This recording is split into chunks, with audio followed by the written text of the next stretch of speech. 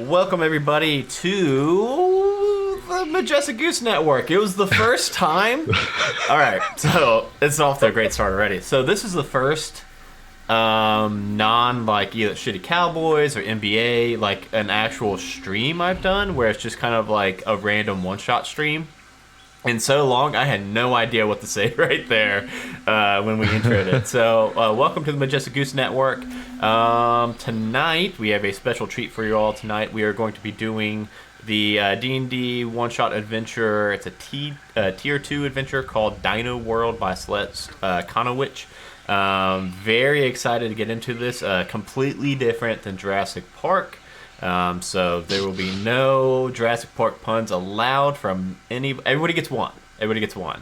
I'm just kidding. You're sending me mixed messages here, Adam. Yes, I want to get. I want to see how many we can get actually. So let's go ahead and go around the stream and have everybody. Whoa. Hey, can somebody? Geronda, you want to do intros for me while I fix everybody's names on the stream and where they all are? My goodness, yeah, that's all kinds of wrong. It's really everybody's names. If everybody could ping in the Zoom chat your character name, I would love that. And I need to get some stuff fixed real quick. Sorry, everybody. Okay, yes, one sec. Well, hello, everybody. I'm going to play for time while Adam fixes this. I'm Geronda. You can usually find me on Shitty Cowboys as John Millard Pendergrass. You can find me on Roll for Weird as Silas Lancaster. You can find me on Modra Bloodsport Arena as Flex Gristle. On Monday nights, Wednesday podcast drops, Friday podcast drops, and all that good shit. Tonight, I'm going to be playing Jeeves, who is a Warforged fighter and personal valet. Up next, just because you're next to me in the Zoom chat, Danny. Hi. How about you introduce yourself and tell us about your character? Okay, well, I am Danny, and I am going to be playing Elian Rokan. And she is a 450-year-old wood elf. She is a monk.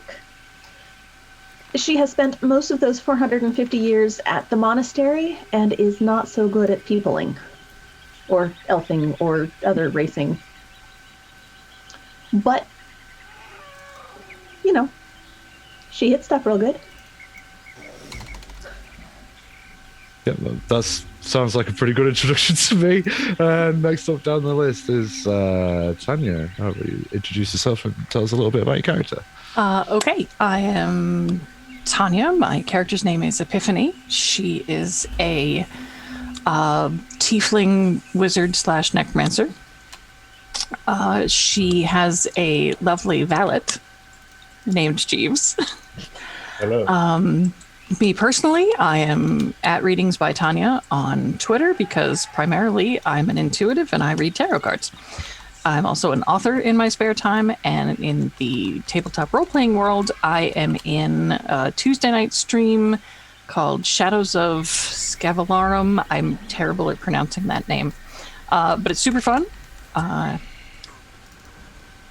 Yeah, and that's the Twitch address too, Shadows of Scavalanum. She's going to hurt me for that.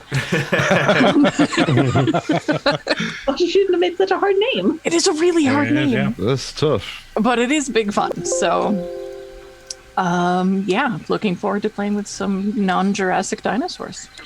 Beautiful. Yeah, the Cretaceous Park.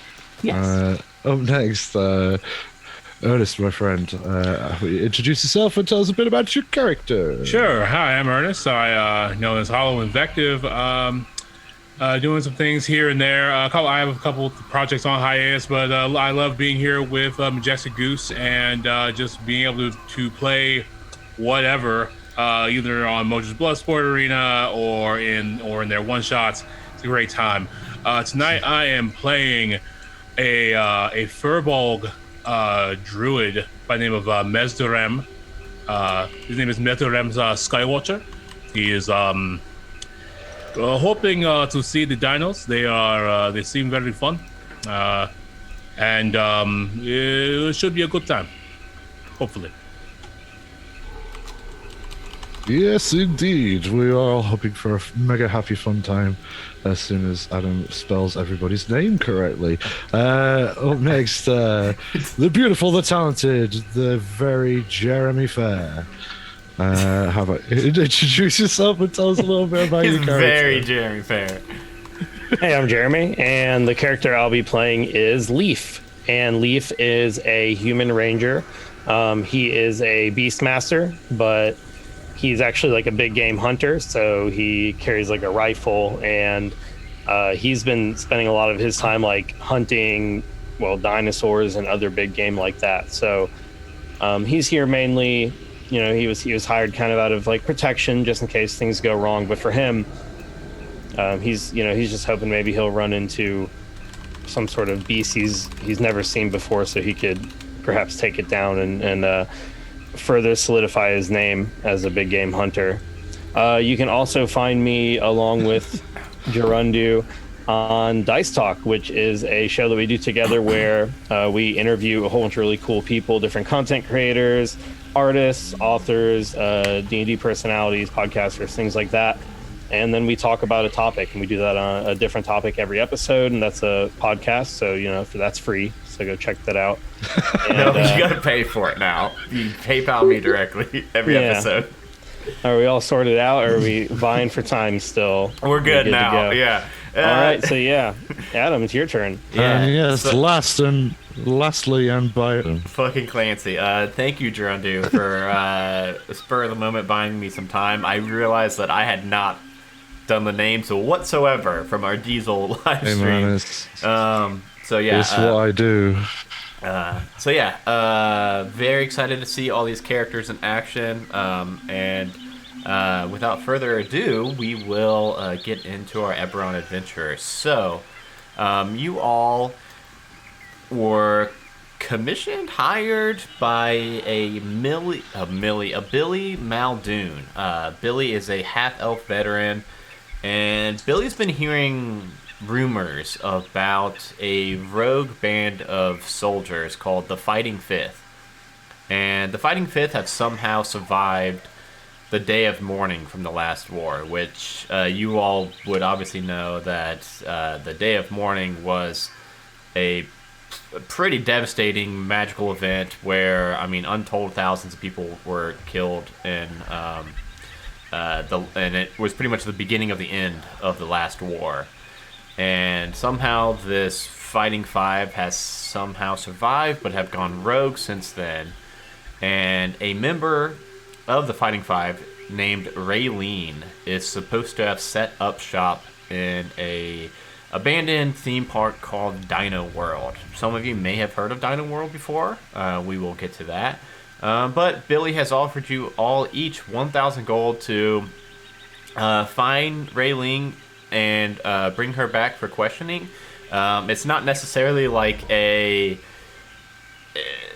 this person's wanted or anything. Billy isn't even super sure about these rumors, but figured since you five had the bandwidth to take up this mission, it was worth a shot to go. And really, it's more out of curiosity of if this rumor is true that somehow these soldiers, this band of soldiers, survived, and if so, how and what they're up to now. So. With that hook out of the way, we'll actually kind of start mid-travel montage with you all on your way to Dino World. And speaking of Dino World, have any of you ever been to Dino World before? Sure. It was Yeah. I guess it would depend on how old you are, because I think Dino World has now been kind of closed down for the last, say, 15 years or so.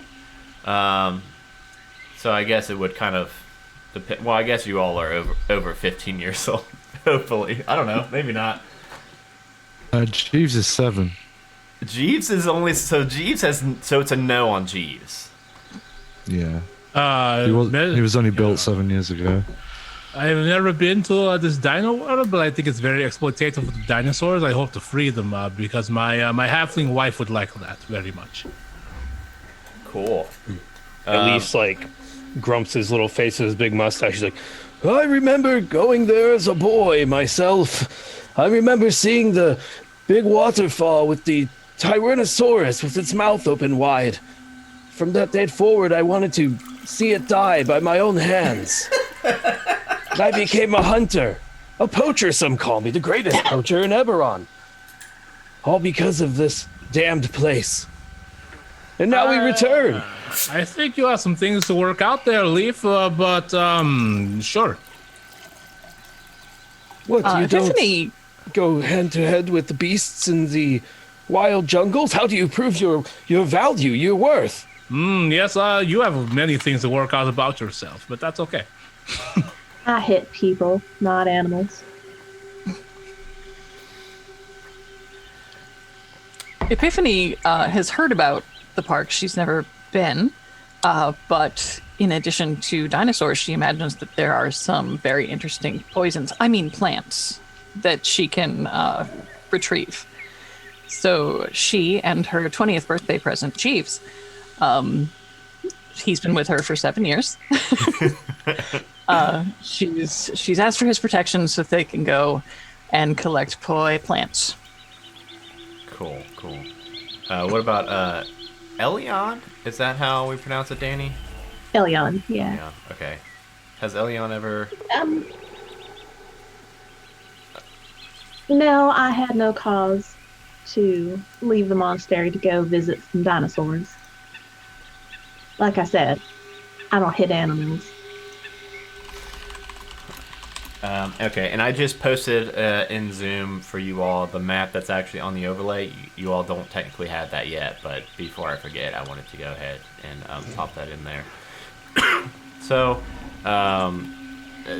heading out from the Billy's office and starting your journey, it's miles away, and it's through some of those bleak battlefields that are from kind of leftover artifacts of the last war, and frozen, and like you see these terrible moments when you're walking by that are eventually giving away from battlefield scenes to these desolate, like long forgotten concrete roads as you get close to the town of Seaside, which houses Dino World.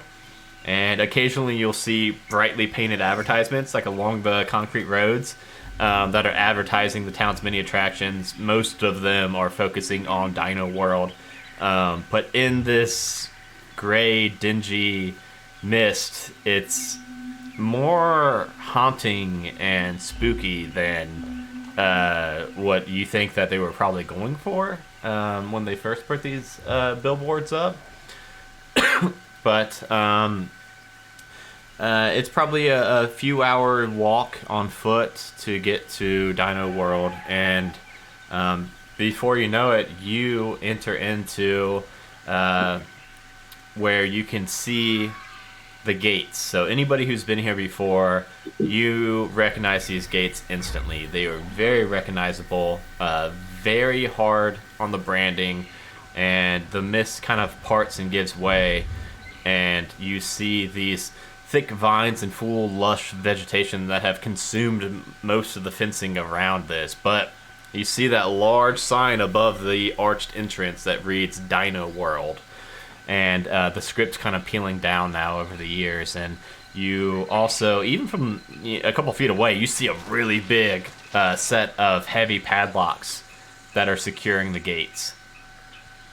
And there's that thick foliage is kind of wrapping up between the fencing and the bars of the gate, so you can't even see into Dino World. How would you all like to approach? There appears to be some foliage in the way. Would you like me to burn it down? Did you bring the clippers?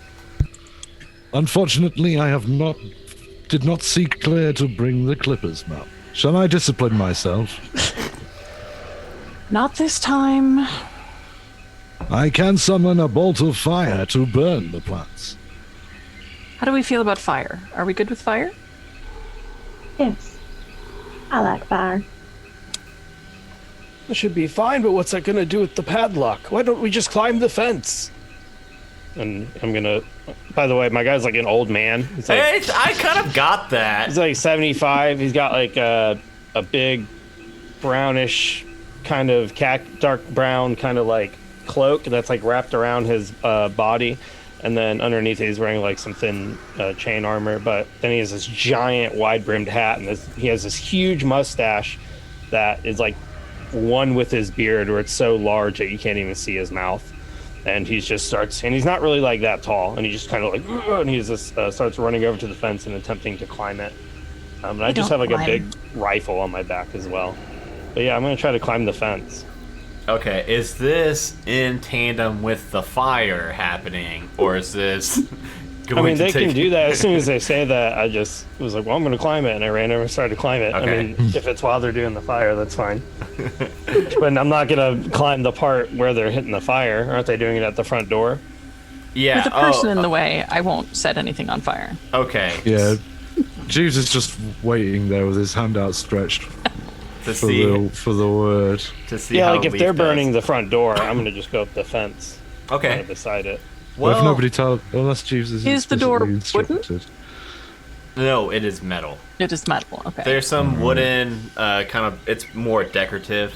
It's not really structural around the sides of it. But Jeremy, I think we both know that's going to be an athletics check to try to hop up those vines, and I really want to see how your old man body fares against those. Well, yeah, not great with athletics. We'll see.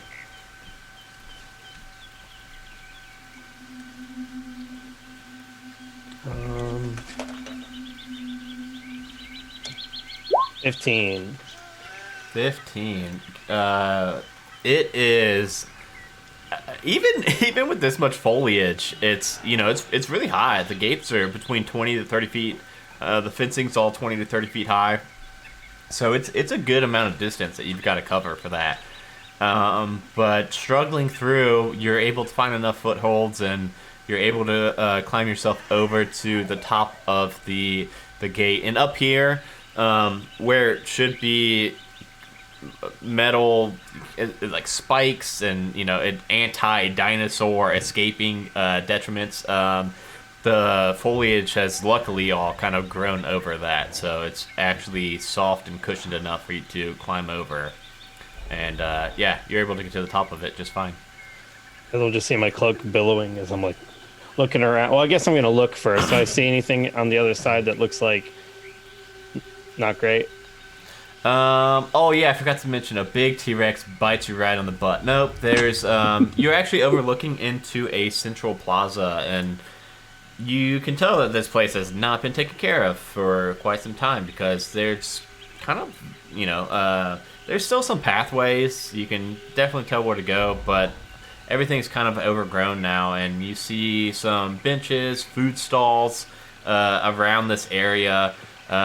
There's some paths that are branching off. This is definitely like the welcoming central plaza area, and you see a building straight ahead of the gate, and in this circular pavement area that says Visitor Center. And you also notice that Visitor Center is what looks like boarded up.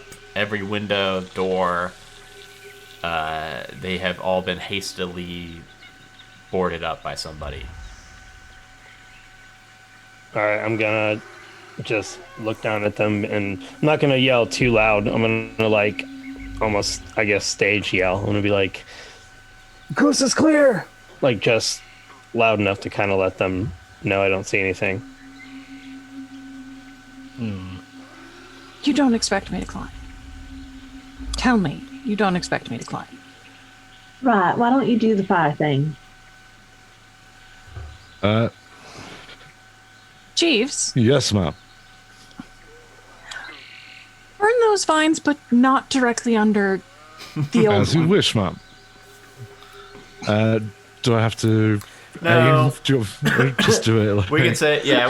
What is it? Firebolt? Your can? Is it a Firebolt, yeah. Yeah, cantrip. Yeah. It just take a couple seconds for you to burn away enough for all of your party to go through, and this gate was not really meant to keep out people. It was more meant to keep out larger things. So the gaps between the big kind of what looks like more decorative bars, after this foliage is cleared away, there's big enough gap for you guys to walk through. Cool. I was going to ask that because Jeeves is a huge clanking robot in full plate mail, painted to look like he's like, yeah, he's like 8 feet tall. It's pretty big. More like how wide? We're like 4 feet wide. Yeah, I don't know. You could have said 10 feet, and I wouldn't know if that would. He's like a big old unit. He's a huge guy. Like, but his his plate and all his external plate is painted to look like a suit. Well, and instead of a helmet, he has a metallic bowler hat painted black. Well, and carries an umbrella. Oh, I mean, with you being such a unit, I think this might actually be pretty tough for you to squeeze through, because they didn't want they didn't want smaller dinosaurs to, because what you all know about Dino World is some of the more passive and tame dinosaurs could actually wander around, no cages or anything. So they didn't want those to get out. So the bars would be, a little tight. So how about we make it would be some kind of dexterity check, I think. What about if I just try and flex the bars open wider? Okay, it's going to be hard. That would be hard, but you can try it. Turn sideways. No, I'm just going to walk straight out. I've been picturing him sideways. It's still too wide. Let's try and barrel through the bars. Athletics. That's 16. 16. That's that's pretty good. We'll say it was tight. It was tight before. It's not like you get to make like a cartoon, like big gap in these bars, but you're able to get enough give that you're able to go. But it scrapes really a little bit. Horrible squeaking metal on metal noise, and like some of the finish has come off his shoulders and stuff. Scrapes a little bit of your tuxedo away, the paint for it. Oh dear. Your tie's now crooked. It's painted on. I know, it's great. The paint got scraped away. So yeah, now you all are able to see that this is the central plaza, and the visitor center straight ahead of you has been boarded up. Oh no, friend, your tie. As I will cast mending, clapping, and straighten this tie. Yeah. Oh, there you go, friend. There you go. Paint Thank is you, sir. flawless now. Clearly a gentleman and a scholar. If you say so. After Leaf, he like climbs like 3/4 of the way down the other side, and then just jumps the rest of the way, and his like cloak is like billowing and shit, and he lands in a crouched move. I'm gonna then turn around, and like this bright green light appears, and I summon my beast companion, which is like an allosaur, but really small. So like an allosaurus is like giant, like a T-Rex size, but this one's like smaller, like a medium size. So it's like probably 5.5 feet tall. So a pretty long tail. It's got like green scales and a weird little spiked mohawk looking thing. Okay. Essentially looks like a raptor. But yeah, so now that is next to me. Okay. And I'd go, Al, come on.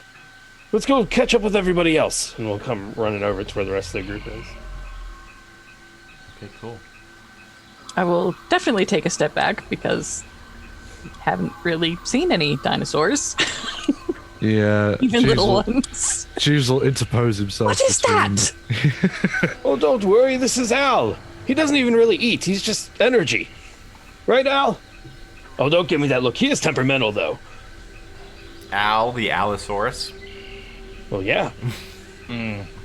He's seen a dinosaur. He knows his stuff. All right. Sure. So, where would we like to go from here? Obviously, so Is there a map? Like the You Are Here kind of exhibit place? you don't see anything like that. You can obviously see it from this area. You all obviously have the maps yourselves, but your characters do not yet. But you can see from here those multiple branching pathways in the visitor center. Where do I see the most vegetation? It really kind of everywhere. Even like on the concrete paths, there's some like bustling through the ground. Whoever's I forget who all has been here before. I know Leaf has been. So Leaf would be able to point out that the visitor center usually has pamphlets and maps that you can get. Is there a thing with like a directory that's like built? That's like a like a thing that would exist, a physical directory. Yeah, inside the visitor center. Okay. Well, we gotta get in there. Seems safe enough, I think. That is Jeeves, break down the door. Yes, ma'am. And yeah, Jeeves just runs at the door and tries to shoulder it down. Yes, this is the building that has been boarded up. So let's do an athletics check again, Jeeves. The last one was pretty good. Excuse me. Oh, slightly less good. It's a 15 that time. 15. Okay, yeah. You're able to. It definitely seems like whoever boarded this up, it was very hastily done, and isn't insanely secure. So you're able to bust right through the double doors, and there's a big cracking noise as all the wood goes splintering and shattering. And then you are standing in this large hall that is just dimly lit by a skylight that's actually placed like right above this really large statue of a four-legged dinosaur that you all have never seen before. But then you hear a voice immediately after you smash through the door call out, "Well, don't take another step or I'll shoot you. What the hell are you doing here?" Oh, wow. Looking for someone. I'd like to make a stealth check. Okay.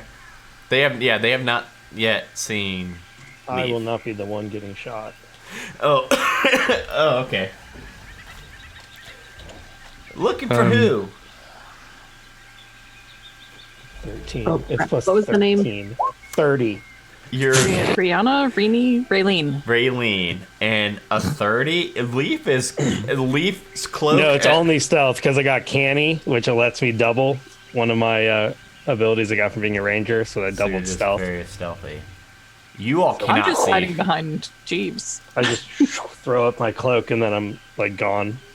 I mostly just stand there like there's not a person pointing something at me, like, whatever. Same. But I'm We're looking essentially for a going to try Raylene. to. Sorry. Okay, what for? Because I got paid to do it. A few moments go by with just dead silence, and then you all see what looks like a pretty heavily wounded hobgoblin limps over from behind that dinosaur statue, and she is holding a short bow that, as soon as she kind of comes around the dinosaur and sees that you all aren't aggressive, I guess, unless you are aggressive, she starts to lower down her short bow. All of this pointing, just so much. Well, I didn't know who you were. You came busted into my little fort here. I'm Raylene. Why are you all looking for me for? Oh, good. We can take you back and we're done. Look at that. Job That was well easy. done. Simple, simple, simple. Wait, take me back. Take me where? I ain't going nowhere. I gotta get someone here. You gotta get someone. Who you gotta get? Nedry? Who's that? Is that Y'all one of don't- the Fighting Five? Y'all. Nedry wishes he was one of the Fighting Five. No, Nedry's a artificer. He's from House Kalen. You probably heard of them, huh? Pretty bad. They have caused most of the problems in the world, so we don't need to look for them too hard. Exactly. Well, Nedry, I've been hunting. I think that Nedry had something to do with the day of mourning. I think that was all Nedry's doing. Whoa, that's a pretty heavy accusation. It- Also, do you want to chase Nedry if Nedry make big boom? Whoa, it's not following you. Well, I don't. Well, I think Nedry alone is one thing. I think when Nedry's got, his lab and everything, I think that's another situation. But I think right now I've tracked him to here. He's somewhere. He is locked up in the maintenance hut. I'm gonna kill Nedry, and then what? Where did you all say you were gonna take me to? Where were you looking for me? We're gonna take you back to Billy. Who the hell's Billy? I don't remember. I didn't write that shit down. Okay, well, Billy Muldoon. it's not ringing any bells. Is he? He's not gonna kill me, right? I don't know. I don't think so. I'm just supposed to find you. Well, okay, cool. And we Then- found you. All right. Well, my legs hurt, so cool. You five help me kill Nedry, and I'll just come with you guys. That sounds like Or a. we could just take you. Well, it sounds like you need me for something, right? Yeah, to get Ants- paid. Answers or something. I think I'm gonna be a little more talkative if you all help me, help you, and then we all Okay. just get out of here. You all can see some dinosaurs while we're here. It's gonna be real cool. Did you say this Nedry had a lab here? No, not here, and that's why we need to get him here before he gets back to his lab. No, right now he's locked up in the maintenance shed. So who locked him up in there? You? He locked himself up there from me. What hurt your leg? Oh, big old dinosaur got me real good. She's got like a kind of a makeshift crutch from a shape of stick of wood, a pretty big branch that she has fashioned into having like a handle that she's mostly supported on. That she's been kind of leaning up on and kind of using as like a tripod to use with her bow. Yeah, it's just we just gotta. I mean, if you all got an employee badge, we just need a badge. I'm curious how a member of the Fighting Five who survived the day of mourning got taken out by a dinosaur. Well, see, that's the thing. I don't even know how I survived the day of mourning. That whole day is nothing to me. That day never even happened to me. So I don't know. So I hope that's not the questions that Billy was it. I hope that's not the questions he's got for me, because not gonna have much for him there. But The truth is always underwhelming. Remember that, people. Leaf is just going to suddenly be next to this person. oh, god damn it! Give her a heart attack. How many are you? Live. I think she already said you 5, so I don't know how she knew there's 5 of you. How big exactly was this dinosaur? What kind was it? It was, Species? why you got a dinosaur? That's pretty. Okay, well that's a cute. Oh, this is Al. Don't worry about him. Okay, well it was a real big one. Al, stop eating that. That's plastic. It looked like him, but like 20 feet, 30 feet tall. Oh, really? He gets like a little glint in his eye. And he's like doing that to his chin, but you can't see anything because it's just a giant ball of mustache and beard. So, I mean, it sounds like it's gonna be just a real quick hour. You all help me find an employee badge. We go kill Nedry and head back, and I'll answer whatever questions I can. Now, hold on. If you think Nedry is responsible for all this, wouldn't you want to question Nedry? Oh, I mean, you all can question them if you want on the spot. But if he escapes, I mean, there might be a morning day too. Too morning, too fast. It will be bad. So, I mean, the sequels are never as good as the original. And you think you can kill this person? You can't even kill a dinosaur or I something. mean, I tried to address that. Apparently, Netri's only bad with lab. No Yeah. worries, I'll shoot him down. just Let's shoot pull out him. my Yeah, rifle. just shoot Point him. the way, and I'll point him to the grave. Okay.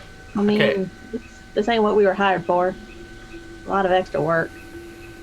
I have only packed the casual murdering attire. You know, if I this don't feel person like it's going to be a Nedry, black tie murder.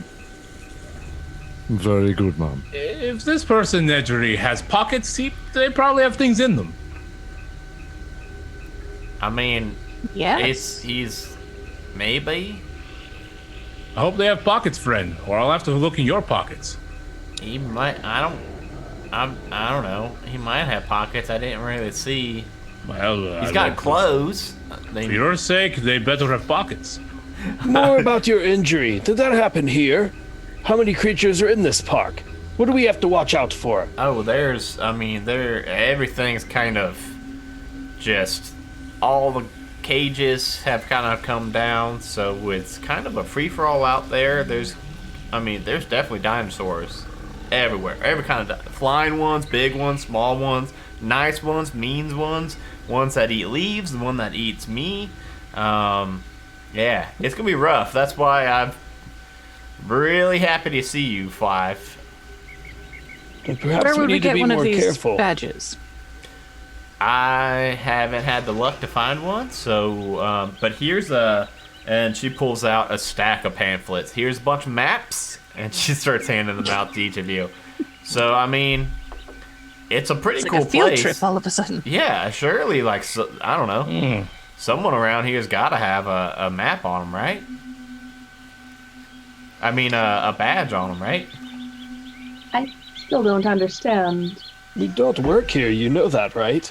why we're chasing some other folk when all we need to do is take this one back. You know, this sounds fun. Actually, I like this.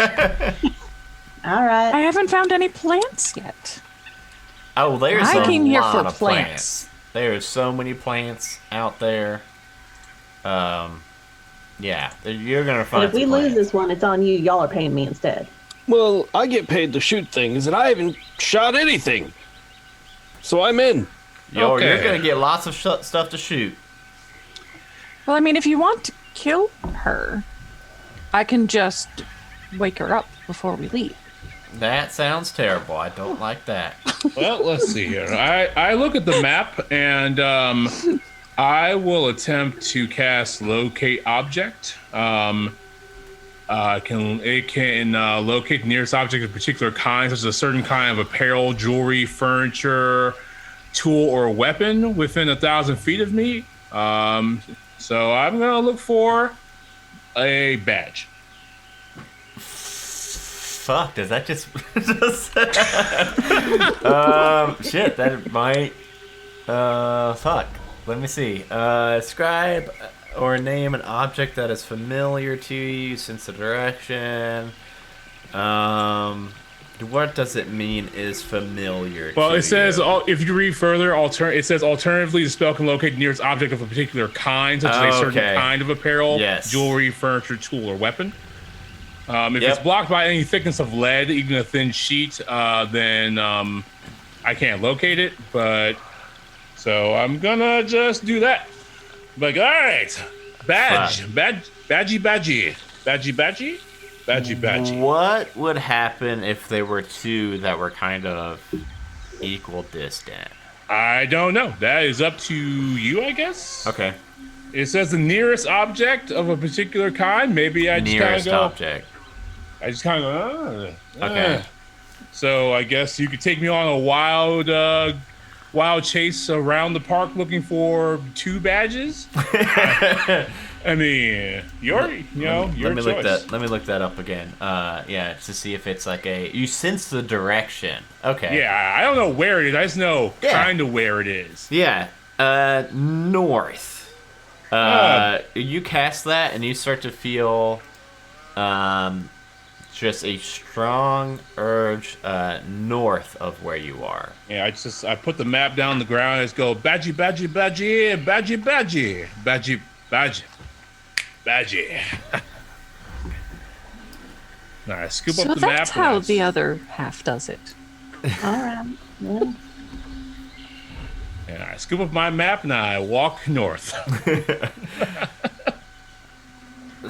So is this gonna? Are Does you that coming work? with us? Yeah, I'll come with you. I mean, I'll be able to. All right. Well, follow the big guy. All little right. guy. Yes, The one with the map. yeah. We all I, have maps. I am a furball, so I am in fact like 8 feet tall. So Okay, you are a big guy. Okay. I'm Jeeves. Very good, man. Will you be requiring the parasol, or should I activate combat readiness? Combat readiness, please. And then Jeeves extends the umbrella to the point where the top becomes a shield, and the handle is a combination pick and spear. So Yeah. that map, just so I don't know if it's too small to read on the overlay, but just for everybody at home, that is the gate that you all already walked through, the central plaza that you all saw that kind of has the branching paths. You all are currently in number 3, the visiting center, and then there is a skylift over to the, I'm going to say left. And there is something that is labeled Raptor Run, which looks like it's like a volcano. And then there is the Oasis pools off to the side, to the right, Jungle Zone, top right, and then the maintenance hut. The maintenance hut actually probably wouldn't be labeled on the like the visitor maps, but Raylene would be able to point out the maintenance hut. Mm-hmm. So looking at my own map as we're walking, does it appear like we're heading for the Raptor Run? That is a good question. So, with you all wanting to go north, I'm seeing a few paths that go north. The closest one being the path that goes to the Raptor Run. I am walking with reckless abandon. So, if I just start walking, if I just start walking off the path to continue just like directly north, then that's what I'm doing. And if people say that's a terrible idea, then yeah.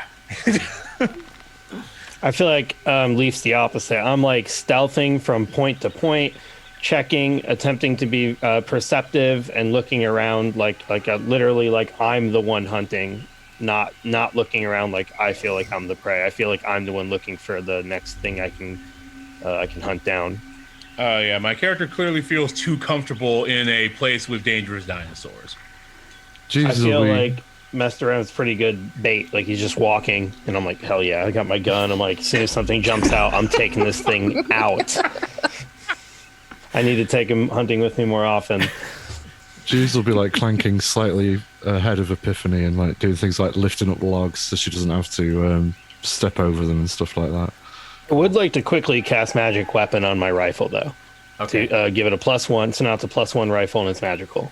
Okay. For 1 hour.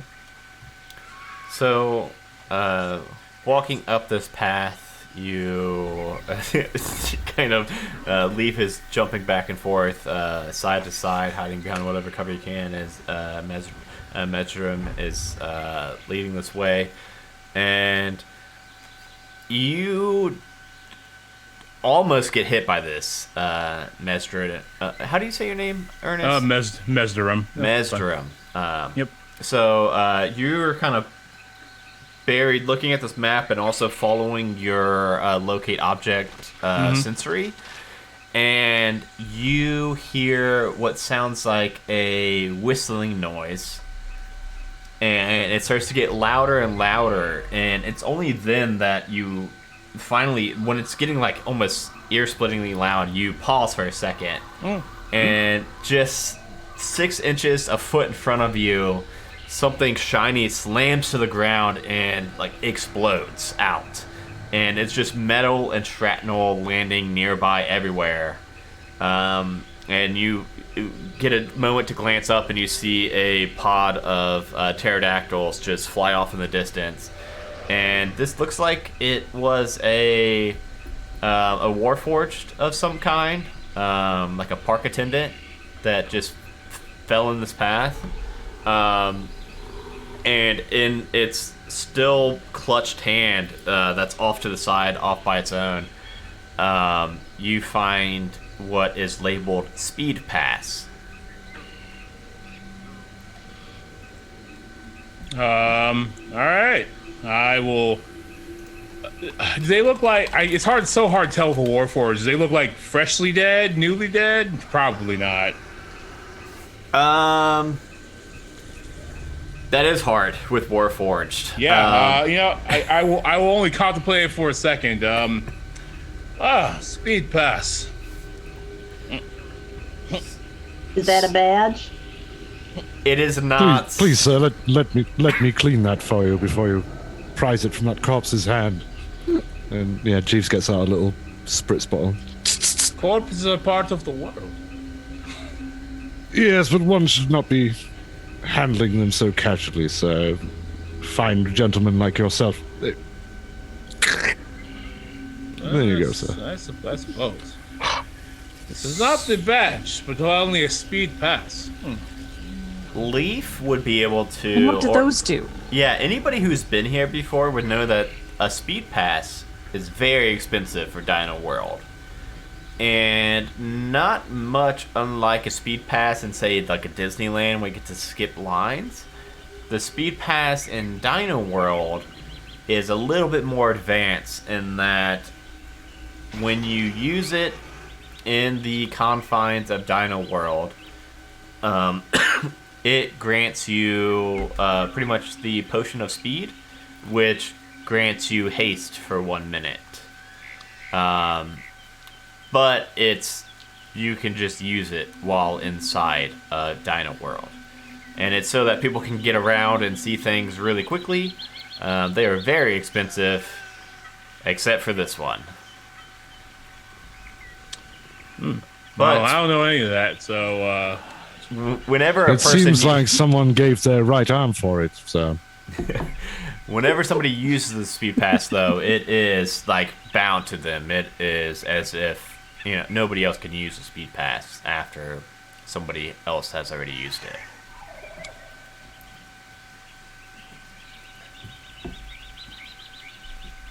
Seems like such a thing could be useful. Sir. Really, did we expect the badge to fall out of the sky?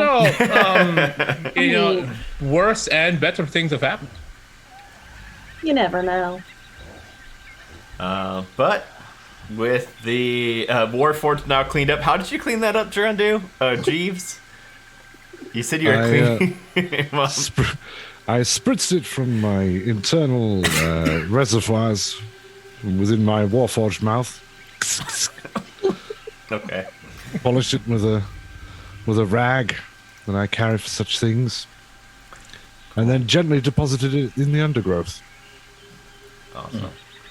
The path is now mostly clean of debris, and we have one speed pass, and we are ready to enter into Raptor Run. I believe that's where we're going. I think that's where it sounded like we were heading towards. Is there a That's where gate the or a action will sign be. or something that says that we're Yeah. They're like a line, like a queue? There's no one in line. There is bars for a line. But ahead of you is this gigantic artificial mountain. It kind of looks like it's supposed to be like a faux volcano. Labeled with a sign that says Raptor Run. And every few minutes you hear this mechanical rattle sound coming from this tunnel ahead of you. And you hear kind of this breakneck like screeching and metal grinding, and then what sounds like something like brakes grinding on each other. And then it'll be silent for like 30 seconds to 90 seconds. And then you'll hear it again, where some metal screeching takes off from inside this mountain. Are the raptors mechanical? I do an insight check and just see if based on what I remember about being here, if I can like recall like, oh, that's some sort of ride. Yeah. Okay. Also, Raylene may have some knowledge about this too, but I'll have her roll for it to see if she's been here or not. 4, Oof. natural 1. Nice. Well, that's I there rolled goes a my 4 memory too. again. I rolled a 1 plus 3 too. Raylene hasn't been to this section of the park, so Raylene doesn't really know what Raptor Run is. She's only seen it on the map. It's been Well. so long ago.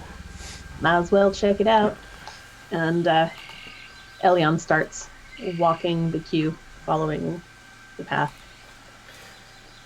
So, walking in through the kind of switchback metal grates that were meant to be the queue for this ride, and you quickly all realize it is a ride, because eventually you get to this end that has these gates that are currently closed, and there's nothing. You see a track in front of you, but a few moments go by, and then you see this metal cart come careening around the corner. And then you hear the screeching brakes as it slides to a stop in front of you. And then those gates in front of all the cars open up. And there are 5 different cars, and each car can hold 4 people. But they're all connected. It's a roller coaster inside of a mountain. Does it go north? Your locate object isn't pointing north anymore. It's pointing in a direction slightly where this cart is facing. It's shifted a little bit. It's not straight north anymore. Now it's now that you guys have gotten into this tower, it's a bit. It feels a bit closer. All right. Well, I will look at the this car, this ride, and I guess I will try to step over the track if it's not just in the cart itself. Yeah, you. I already forget how many cars I said, but 5 cars. They each hold 4 people. There's no like pass or employee badge. You don't see any employees around this area. It's all automated, so nobody actually even has to work this section right here. And you don't see any passes like in the floor of the cars. But you hear a voice over an intercom that dings off that you think is probably automated. It says, 30 seconds until liftoff. Everybody, hands in the air for the bars to close down on your laps.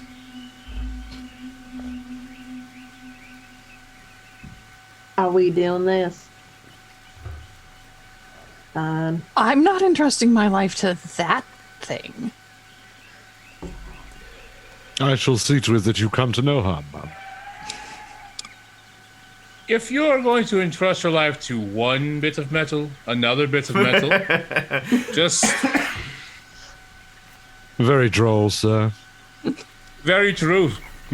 That bit of metal hasn't been with me for the last 7 years. And who knows when the last time it was maintenanced? Where's the map say to go? Where's the badge? It's I point in the direction you gave me, Adam. The odd general direction of that. Yeah. Does it look like there's any way to get there other than being in the cart? No, definitely not from in this mountain or in this ride Well, area. Well, I put my hands up, holding my map. I will also climb in with Raylene. You come on too. Come on, Al. All Me right. and Al are going to grab our own car. Jeeves and I will take the second cart. Dinosaur. I think with probably how wide Jeeves is, that's probably all that could fit into that car anyway. Yeah, it made me. I mean, Now, I guess, so being a tall person in real life, I can't get on a lot of roller coasters. I'm 8 feet tall. This is going to be fantastic. Yeah. Anyway, Yeah. game. I'm also 8 feet just tall in slouch. this one as well, so it just like be you and me just go dunk dunk dunk dunk dunk dunk dunk dunk dunk dunk on every single like strut. Yeah. Fantastic. Fantastic. Cool. It's a good thing my hat's bolted on. Well, mine is not. I guess I'm going. I will turn myself into to a more appropriate shape of disguise self because I'm fur bulk. So I think you lower your height like a foot or something like that? Yeah, I'll turn myself into what fur balls usually turn themselves into? Elves. I'll be an elf. Cool. Well, the lap bars go down over you all. Raylene is next to Elion, and the cart starts to lurch forward on the track and descending into this gentle slope up into a dark tunnel, and you hear rhythmic music start to play, and you hear this deep voice. Before the beginning of time, ferocious dinosaurs walked the land. And the tunnel opens up, and it's a large cavern that is depicting a lush jungle. And you this see, looks fun. yeah, it's pretty cool. There's these small two-legged dinosaurs, like mechanical ones, that are looking around behind rocks and trees. And the Hold on to your butts. the cart continues along this track toward the next shadowed tunnel. This is my disguise as elf voice. Yeah. Jeeves casts light through his eyes like headlamps as they approach the dark tunnel. Okay. Yeah, you can see that this tunnel is definitely more of an incline. You've already went up a small, slight incline. It's now going up more. And As we look around, are there like any dead employees? No, not yet. And Mesdarim has not, been able to really. Now that you're on this moving cart, that location direction is kind of moving a little bit, but it hasn't really steered him anywhere. And as going up this no longer darkened, shadowed tunnel, this now lit up tunnel, you get to the peak of it. And as soon as it starts to go down into this dive, you hear what sounds like the wheels. It definitely doesn't sound normal. It sounds as if the wheels have become like this. unlatched, almost. And the ride starts to plummet, and the lap bar comes up. Could everybody make a dexterity saving throw as this runaway cart starts to careen down this steep embankment?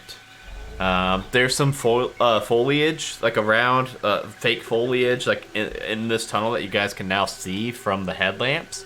But the cart has come off the track and is now all safety mechanisms have become null and void. And I will also roll for... Yeah, that lap bar didn't go anywhere. I'm hanging on to it. Yes. A death grip. Wow, everybody has rolled pretty good except for Raylene, who's already hurt with her leg. Fucking Raylene, sorry. As a reaction, I cast Featherfall on everybody. Oh, shit. Well, that is less dangerous for everybody. That's so nice. That is very nice. Featherfall, when you take this, when you or a creature within 60 feet of you falls, choose up to 5 falling creatures within range. You cast on yourself, or who do you leave behind? Oh, yeah, I was going to say. And what about Al? There's 7 of us. I'm fine. I know a couple of people rolled really well saved, so maybe Jeeves can see Also, who has... dope monk shit. Yeah. That's true. Oh, that's right. Dope monk shit. I think Jeeves would still just monk do it has anyway as a reaction because it's like, whoops, protect. Is Raylene gonna be Must one of the protect. Yes. Okay, because she was definitely in danger of. Gotcha. Jeeves will be okay. He just reassembles the umbrella and holds it above his head as he plummets. Mary Poppins. Who else? I guess Jeremy's familiar doesn't His get fucking it, Oh yeah. Okay. and the injured old lady does. Okay. So I think everybody's good. I think a couple people caught themselves on the fake foliage, and when you do, it eventually, like after just a second or two, rips from the ceiling, but you're able to very gently kind of just like Tarzan swing down, and when you land and the whole cart has crashed to the bottom of these rails, and it's just like a big tangled mess of metal now. You're standing slowly after Jeeves umbrellas everybody down and the vines all break apart. You're all standing in a... It's not a real volcano, obviously, but it's what you would imagine to look like the interior of a volcano. But you only get a moment to take in the scene, this very well done artistic scene, and when you hear this snapping and tearing and biting sounds and roars, and you look over and you see just a quick count off the top of your head, it looks like between 15 to 20 different velociraptors that have circled around and cornered a stegosaurus, and they are snapping at it, nipping at it, and the stegosaurus, it's holding its own, but you think in no time, in just a matter of seconds, that it's probably going to be raptor food. Are these animatronic, like the ones in the last chamber? These are the first real-ass dinosaurs that you guys have seen this adventure. I have detected reptilian feces, man. Please mind your step. Everybody roll a perception check, please, before we do anything else. Jeeves is a little busy with his umbrella. I need to turn my high beams off. I won't let me roll. Okay. Why is it not letting me roll? I don't know, sometimes it lags. Like it's telling me all about passive perception, but it's not letting me. Well, that's because you don't roll passive. Oh, right. Look, I'm tired, man. There you go. Actively roll me up passive. I think the only person that would see this would be Mesdrum. And that was persuasion. I think even Mesdrum with Mesdrum, yeah, and Eberron are able to. I think Mesdrum, with even being making yourself a foot shorter, you are still have this height advantage, and you two are able to see that on that Stegosaurus, even though it's like 30 feet off in the distance, so it's a little bit off away from Jeeves's high beam, so it's kind of shadowed. You see strapped to that Stegosaurus, it looks like a half orc, kind of tangled up in a in the saddle. It definitely looks long dead, the half orc, but it's wearing the Dino World employee uniform. Oh, let's see here. Who looks like the biggest, baddest raptor there? You want to find like the boss raptor? Yeah, I want to know who the boss raptor is. Boss hog raptor. This voice is killing me coming from you, Ernest. I know. This disguised elf voice. Who is this? Who's the raptor, baby? You could roll me a survival check. I think it would be. I don't think it would be animal handling. I think probably survival. Also, if everyone could roll an initiative, just so that we can, because these raptors are actively attacking this Stegosaurus. Sure. I'll do it twice, but it's terrible either way. Okay. So Leaf is gonna. It looks like Leaf's gonna be first, for sure. Now's my my survival roll, my initiative.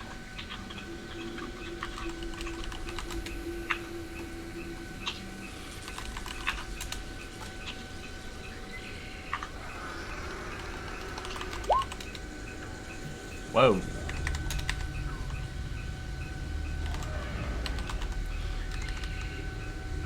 Okay.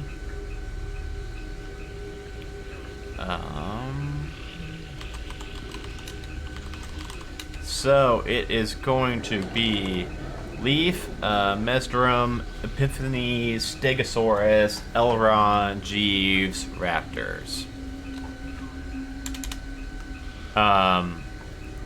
And what was that survival check? 12. Oh, at 12. Yeah. Oh, I see. Okay. Yeah, you see one that has blue markings on it. That the other ones don't have blue markings on it, and that's like, you don't know if blue markings has any significance or not, but it stands out a little bit.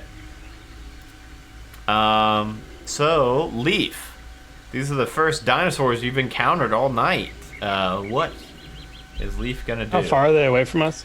About 30 feet over in a. Okay. You're in a big circular like a volcano. It's supposed to look like an interior volcano. There's fake lava and stuff. And along the back wall, kind of cornered, is that Stegosaurus. Okay. All right, Al, get him! I'm gonna point forward, and Al, the Allosaurus, is gonna run over there really fast. He has a 40-foot movement. He's gonna use his charge ability if he moved more than 20 feet, and I make an attack. Well, I guess I gotta see if it hits. So he's gonna rush towards them, and he's going to try to attack with his maul attack. Which is...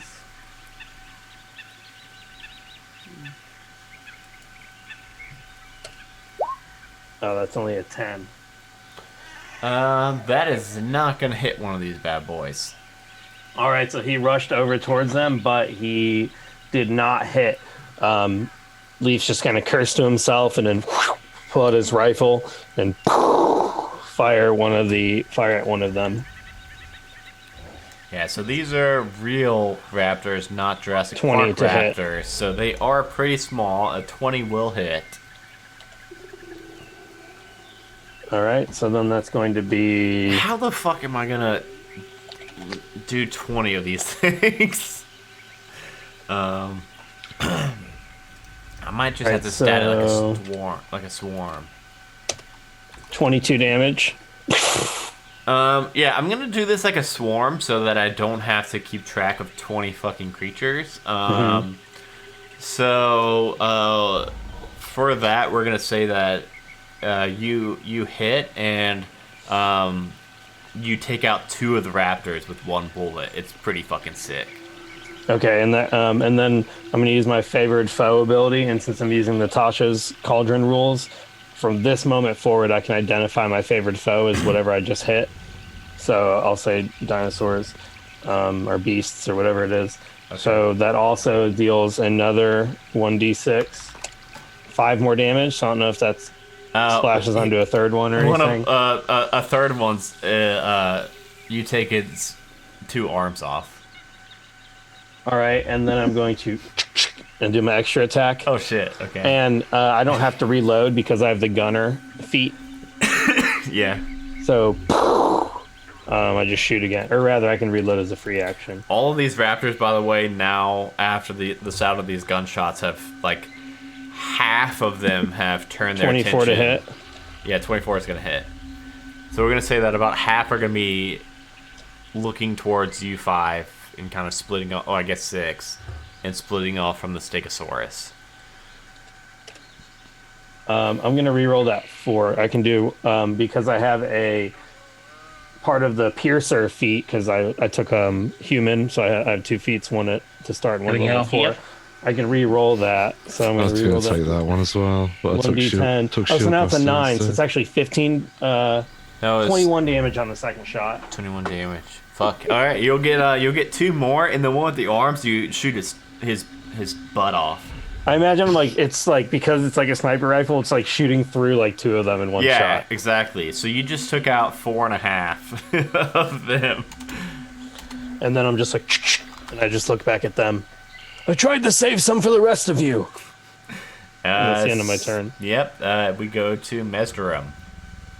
I will hop on the Stegosaurus, and I will cast Enlarge on the Stegosaurus. Oh shit. Okay, you can make it to it. I like this though. I think the Raptors would get like an opportunity attack because they're kind of sure, yeah. they're kind I of mean, like surrounding it. So they're small though. So like to you, they're coming up to like your not even your knee. But I'll just roll. yeah. So I this mean, is without- okay. Well, fuck. Yeah, they're trying to like bite at you, but only a few of them have focused on you all. And excuse me. Yeah. Out the way. Excuse me. All right. And this Stegosaurus was already a. Let me see. I'm pretty sure it's got to be a. It was a huge. So what is Well, after huge? It goes up. See here, Gigantic? I think it's a gigantic. Huge to gargantuan. Gargantuan. Yeah. I knew it was a G thing. Yeah, so it doubles in size, and doubles in size. Goes up by 1 size category. Its weight is multiplied by 8. Doubles in all dimensions. Okay. When it does this, its spiky tail and spikes burst through that section of the volcano, and it's just like paper mache. And so now you see sun coming in, so now it's no longer a dimly lit area. It's you can see all around in this area, and I'm gonna say without even like doing anything else, I'm gonna roll. So each of these raptors have, I believe it's 10 HP. I've been doing. Let me double check that because I'm gonna have this. Yes, they each have 10 HP. So I'm gonna roll a d20. So the one that Jeremy shot the butt off, and one other one. As soon as this thing kind of explodes out, its feet just like enlarge and it just crushes those 2 raptors. So I apologize. I'm not keeping track of numbers. Well, I guess I could. It would be 13 raptors left. Oh. Cool. And now there's a real big Stegosaurus that's half inside this room and half outside of this room. Was that all? If so, we That's go it to. for me. Yeah, I just wanted to make my Stegosaurus friend bigger. That's it. Well, we go This is my to buddy now. Epiphany. Epiphany has no intention of getting any closer. So she would like to say, "Be gone," and flick her fingers and cast Firebolt at the Velociraptors. All right. 19's gonna hit. Awesome. So I think I'm kind of picturing, depending on how much damage this does, 14. So it splashes across, takes one out completely, chars it. It looks, I don't know. It might look a little tasty, that one. And then a little bit of fire also splashes out on a few others.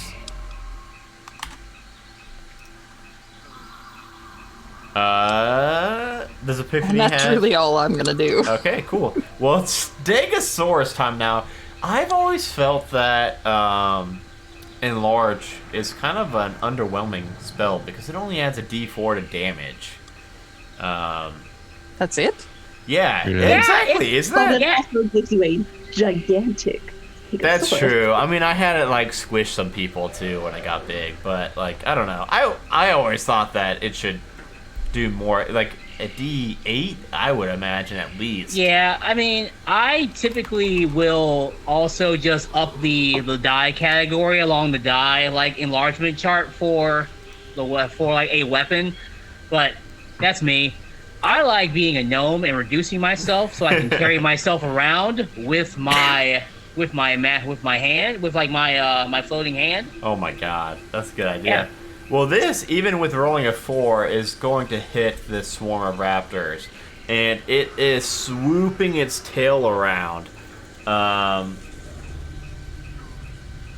What? Holy shit. Well, I guess it is a fucking dinosaur. So that is going to be... I am going to make it at least a D6 added instead of a... Okay, cool. Well, it still is going to tail swoop and take out 4 of these raptors for a total of it's going to be 33 points of damage, but then that one that was already kind of burnt up by the firebolt, it took out a big chunk of them, and now there is going to be 9 raptors left. It's this Stegosaurus is kind of swarming about. We go to Eberron now. It's going to be Eberron, Jeeves, Raptors. Well, I like to hit things, so I'm gonna run up on them. You're going to punch a I'm bunch of gonna raptors in the face? I'm gonna hit him with my quarterstaff. So that's my first attack. 18, And I'm yeah. using it two-handed. You sure are going to hit that. I feel like you're golfing with it. Yeah. Oh, shit, 12. And I'm gonna hit him again because I get a second attack. Oh, my goodness. Another 18 to hit. Yep. So, oh That's my 11 goodness. damage. Wow, That's damage. 23 points of damage. Since I am a monk and I can do dope monk shit, I am going to spend a key point. Yes. Oh, yeah. That's and what I'm they call gonna it in do the flurry of monastery. blows. And I'm going to drop my staff and hit him twice more. Punch a bunch of raptors in the head. I'm punching the raptors in the face. It's Holy amazing. shit! You did more damage than a giant fucking Stegosaurus. Does the 9 hit? Oh, 9 does not hit. Oh. So one of them. Actually, hold on. I will Oh use god. my reaction to add a d6 to your roll. Oh, this might hit then. You're gonna have to do that in roll 20. Give me a sec. All right. See, I rolled a 6 to your roll. Oh, 9 plus yeah, 6. that will hit. All right. Oh, Well, then I will add my 12 damage plus in. 23 plus 9, 32 plus 5, 37 points of damage. I mean, there is now going to be there's gonna be 5 raptors left. What's that look like when you just killed almost 3.5 raptors? You know, it looks like a blur.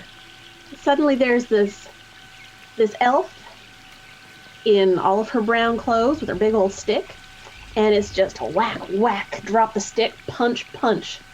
They go down.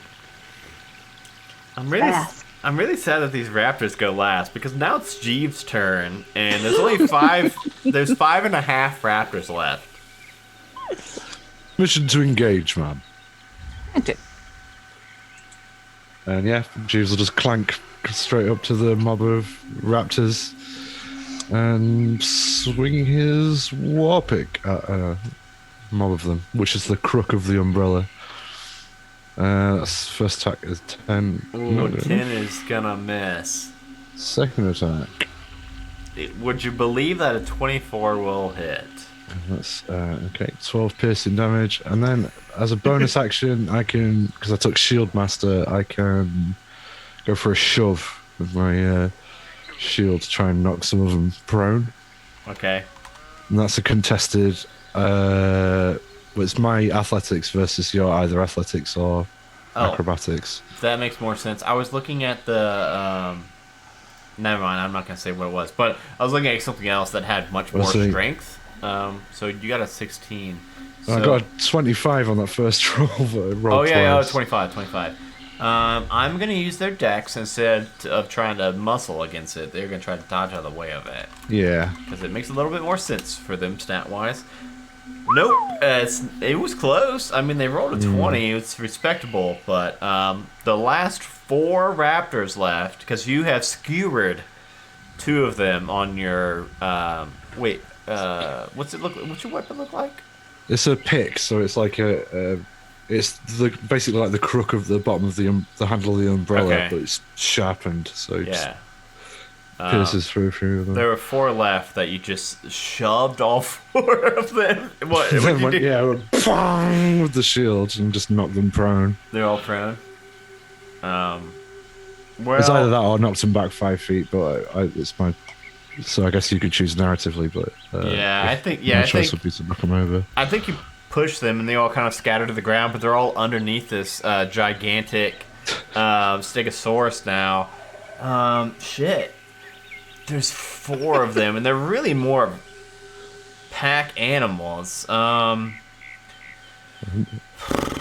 not very smart, though, so that's the thing. So I don't think they're going to bail. I think they're going to see this big, tasty stegosaurus, and these 4 are all going to start to nip at it and get some stego meat. Am I within 5 feet of the stegosaurus? You are. They all have disadvantage. Well, that sucks. As I get in there with my shield. So, okay, so I'm just going to go ahead, since there's only 4 left. The whole reason I did the swarm thing was to kind of control it, but now there's only 4. I'm going to just real quick roll. They all have 2 attacks, so it's still going to be quite a few attacks, but I'm just going to real quick rattle a couple off. So it's going to go attack 1, an 8. So I'll skip disadvantage for that one because I'll just do disadvantage too. So 21. And then so one of them tries to claw. It can't even reach it. This damn thing's too big. It's reaching for the belly. But then it tries to do a bite. Nope. This one is just this one is like underneath its belly, like trying to jump up and get its belly, and it's getting nothing. That one is going to claw it. This one's a little bit smarter. Goes over to its leg and takes a chunk out of it. Thought it had disadvantage. Yeah, it did. Yeah, so I did. Yeah, that the was 22 both. was with. Oh, okay. Yeah. So the 15's what we took. Oh wait. No, that's the next rolls. That'll be the 10. You took the 17 over the 22, and then you'd be taking the 10 over the 15 this time. So the 10 is gonna miss. So that one's gonna hit with the claw, miss with its bite. Claw for number 3 is that's gonna be close. So 13 may hit it. Yes, the 13 will hit it. But then the bite's gonna miss again. Number 3 is also number 3 is fucking good. Determined. Okay. So, I believe, real quick, I'm just going to do, I think that was 1, 2, 3 attacks total hit.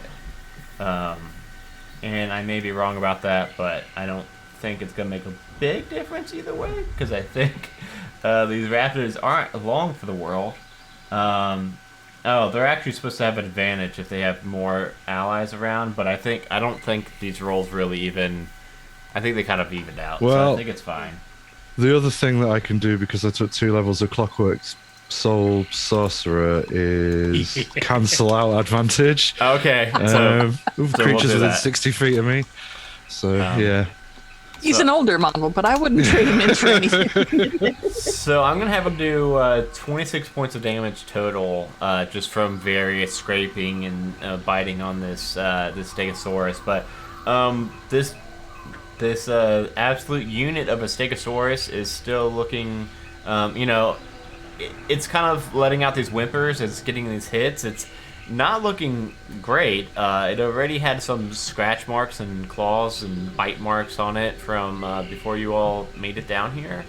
But it's still standing. We will go back up to Leaf. Leaf, there are currently 4 raptors left. We left some for you. You are muted. Okay, so Leaf is going to. So there's 4 of them. There are. But we're counting them as there's swarms. Yeah.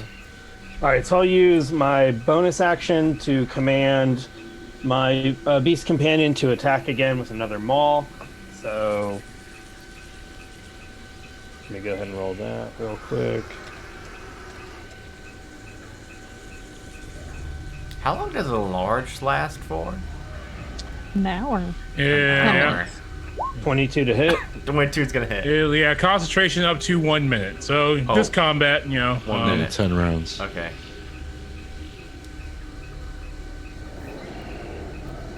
Uh, 6 damage as he begins to bite this thing with its teeth. Yeah.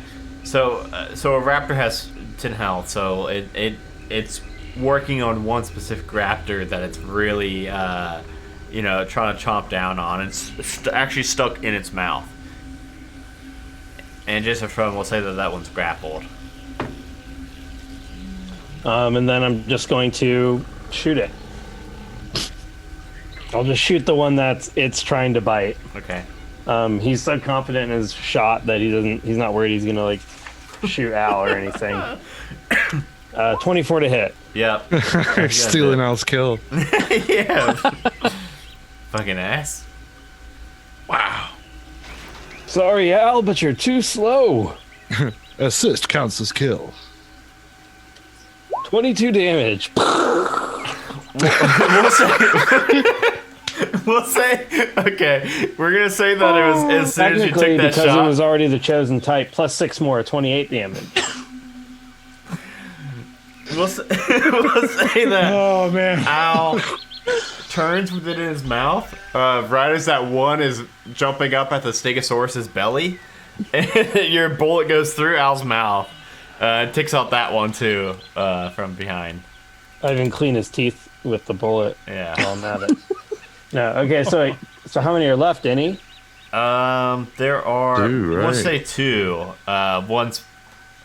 One got some shrapnel from that bullet, I guess.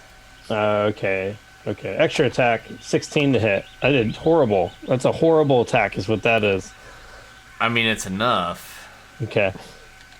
Good attack. Excellent attack. Great. Great attack.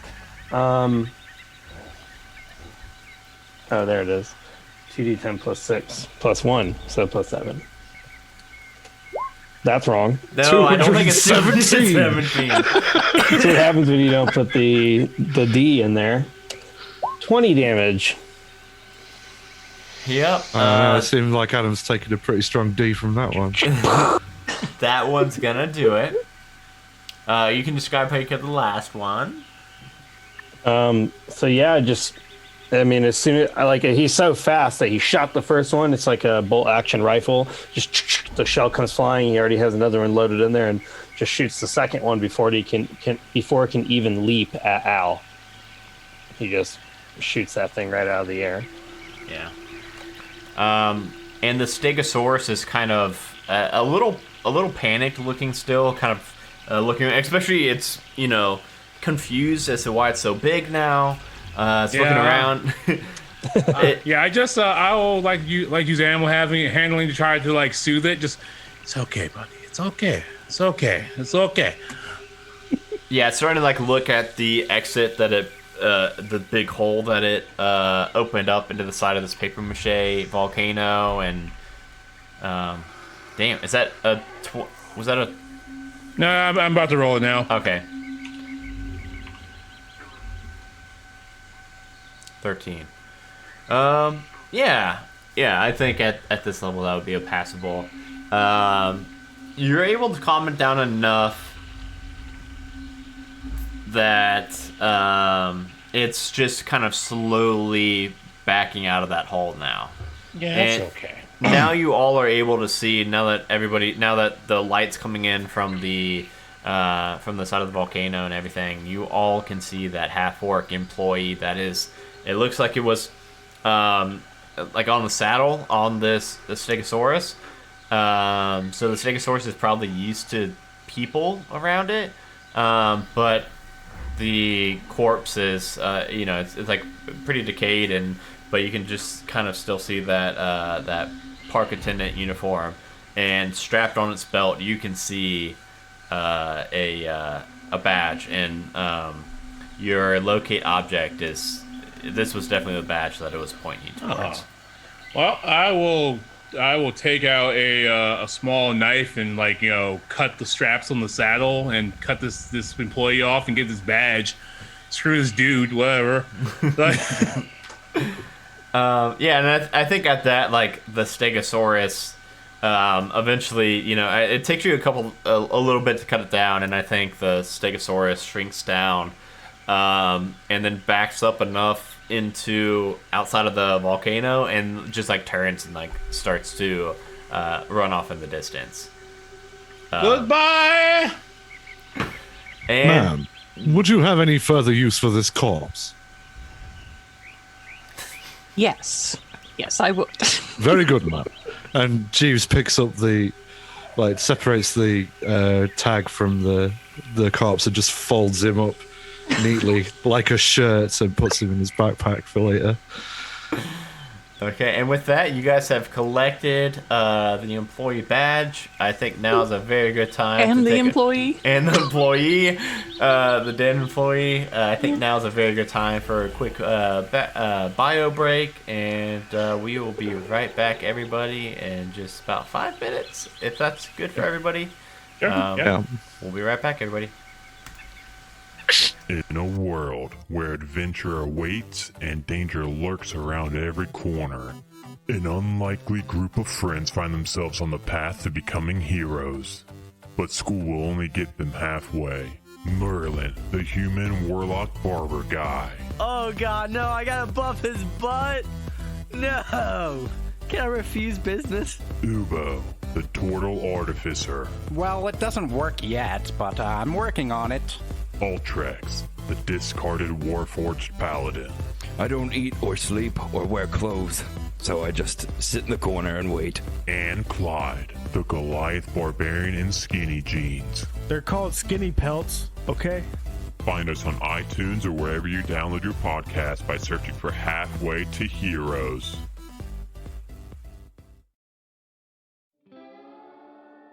Yeehaw! Welcome everybody to Shitty Cowboys.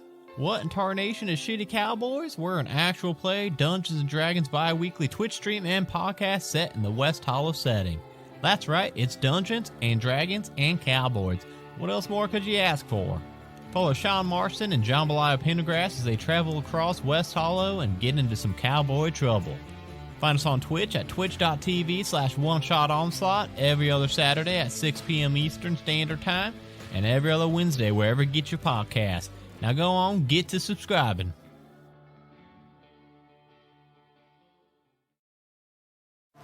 From the city that brought you Kentucky Fried Chicken comes Roll for Weird, a Monster of the Week actual play podcast. Join Philbert Fogel, Doomsday Prepper and Expert. I mean, I'm kind of like the linchpin that's keeping everything together. Lasath, the Divine. And I still owe him my life, so I would have to end yours. It would be a mess. Shadow, the Edgy Initiate. I trust him with my life. I don't know if I trust him with my car. Misty Charlotte Palladino, Spellslinger. But I haven't set anything on fire that I haven't meant to set on fire. Silas Lancaster, Elderly Vampire. They broke the mold when they made Philbert. Roll for Weird on Twitch, streaming monthly. New podcast episodes every other Friday. Hey everyone, it's your Dungeon Master Adam here to tell you all about One Shot Onslaught. We are an actual play D&D 5e podcast that even follows some of the rules. Rules? No one said there'd be rules. We play through popular one-shot modules from dmsguild.com so that you can drop in at any episode. We have Lord Sean Snow, the hero's hero, who is a 140-year-old human wizard. I cast magic and missile up its butthole! Death, the tiefling rogue who only eats raw meat. Did somebody say meat? The dwarf druid Ironclaw who loves nature almost as much as he loves oatmeal. Cinnamon oatmeal, or get the F out. And last but not least, we have Ted, the tiefling bard who loves to jam out on his magic guitar and skadoosh on his magic flying broom. Skadoosh. Find us wherever you download your podcast and follow us on all social media at One Shot Onslaught. I'm Jeremy. And I'm Gerundu. And we are the hosts of Majestic Goose's newest podcast, Dice Talk. Dice Talk is a Dungeons & Dragons and tabletop podcast that dives into the deep topics of tabletop role-playing games. Join us as we speak with passionate content creators, podcasters, authors, and more as we discuss all manner of tabletop and geek-related content. Dice Talk is a bi-weekly show, so we're hitting your podcatcher with brand new episodes every other week, filling your ears with exclusive interviews and conversations that you can't find anywhere else. Every episode is a new opportunity to hear from different creators in the tabletop community and just talk about Dungeons & Dragons and any other tabletop games that have made us who we are. Dice Talk, now on the Majestic Goose Podcast Network. Make sure you check us out and subscribe so you never miss an episode. A Majestic Goose Podcast.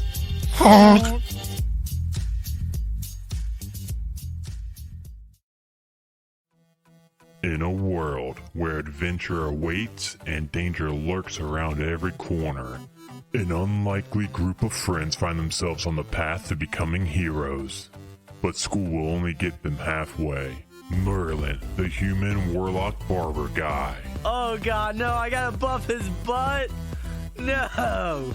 Can I refuse business? Ubo, the turtle artificer. Well, it doesn't work yet, but I'm working on it. Ultrex, the discarded warforged paladin. I don't eat or sleep or wear clothes, so I just sit in the corner and wait. And Clyde, the Goliath barbarian in skinny jeans. They're called skinny pelts, okay? Find us on iTunes or wherever you download your podcast by searching for Halfway to Heroes.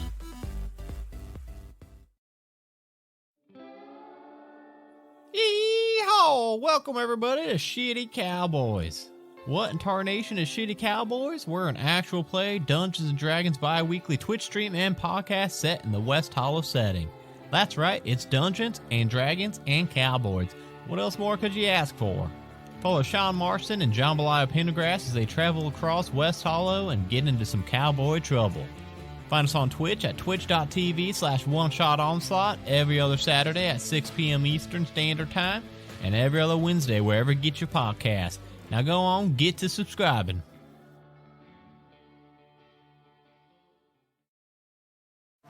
From the city that brought you Kentucky Fried Chicken comes Roll for Weird, a Monster of the Week actual play podcast.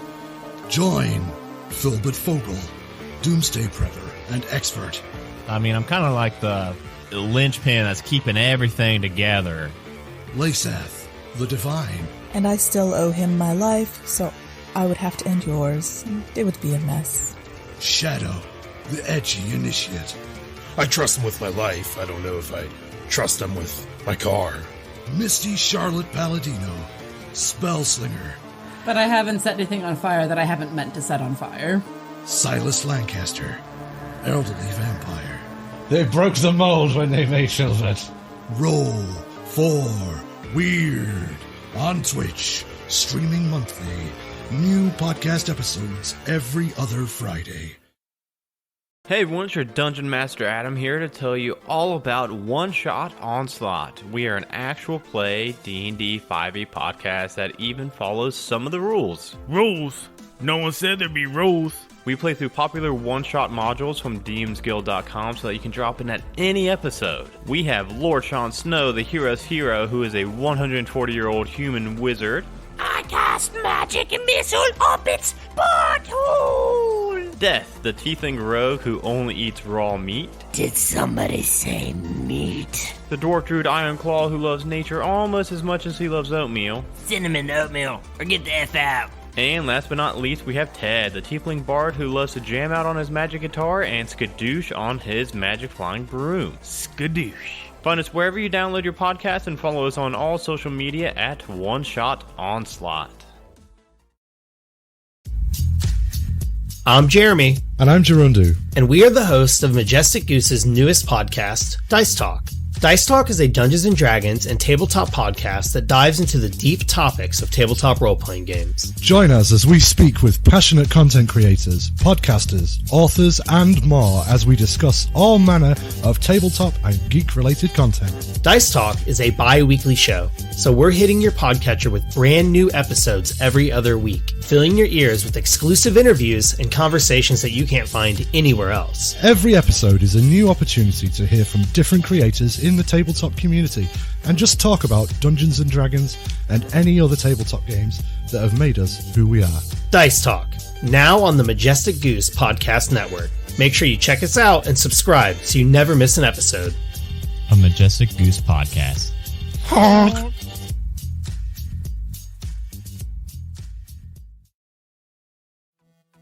In a world. Welcome back, everybody. So we left off with these 5 finding an employee badge, which now I guess means that, you assume, you will now be able to unlock that maintenance shed whenever you get there and take out Nedry? Yes, it is Nedry. By the way, I never realized that the dude from Jurassic Park's last name was Nedry. I had to look that up because I assumed it was a Jurassic Park pun of some sort, and it definitely is. It is the dude with the shaving cream. That's how I remember him. Wayne Knight's character. Yeah. Newman, yeah. Newman. I didn't know either name, so Grundy, you got half of him right. Yeah, so Newman is responsible for the morning. Well, it's Newman. It's Newman in Seinfeld, but the actor's called Wayne Knight. Yeah, so the entire that theater guy, I was in was like, oh, Newman. That guy is responsible for the morning. Clearly, So- the whole day of mourning, it's him. You know what? I mean, I can see that now. It's It's a very Newman thing to do. It is, and I think that's why Celeste wrote it that way. How are we going to get out of this volcano? So there's that big hole now. The big hole is, if you're looking at the map, you all would be able to quickly kind of orient yourself to like what direction that hole is pointing out. It would be towards the south west. So like down towards the 3 and the 4. The diagonal path going up. Yeah. From the 3. Okay. Yep. Okie dokie. I see what you mean. Yeah. Were you just able to get through that at ground level? Or? Yeah, it was at ground level. From you would assume from the roller coaster, you went up the mountain and it kind of careened down that steep fall that wasn't supposed to be as dangerous as it was, but so you landed ground level, and so all this was down here. Cool. So you're able to just walk down. You'll have to walk through a little bit of foliage to get to like a path, but Epiphany would probably like that. Foliage, you say? Yes.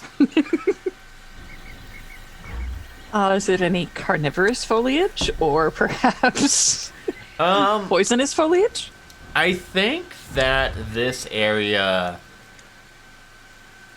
will probably have taken a bit, because this is off the path, and it's not even an area that was supposed to have been like seen by visitors. So I'm thinking it was probably a little bit just left alone, off on its own, and with the various experimentation that's been going on this island, I'm thinking that there may be a little bit of crossover into the plants around this area. So just watch your step. I'm watching so that I can pick it. So can I find any of it? What specifically? I know that your character was like coming here to look for specific kinds of plants. What are you looking for? Anything unusual that I could not find on the mainland. I've heard rumors of carnivorous plants, but never seen one. And anything that I know to be poisonous. Okay. I mean, pretty. As you all are walking and trying to cut across to get to the path, Epiphany, why don't you roll me a nature check? Fuck. What was it? 10. 10. And a +5 to that. No. Wow, you had a +5 to nature. Yes. Oh. I try to roll. Did nature beat me? To. Why don't you roll again one more time? Because I try to roll to.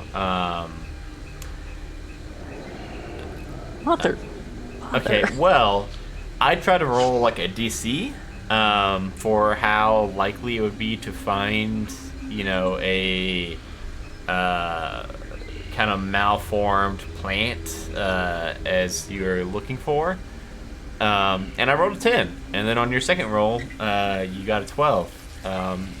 Because I wanted kind of like a roll off. So, we'll say that as you all are cutting across this path, Epiphany, you see behind one of the really tall oak trees what looks like a 4-foot high.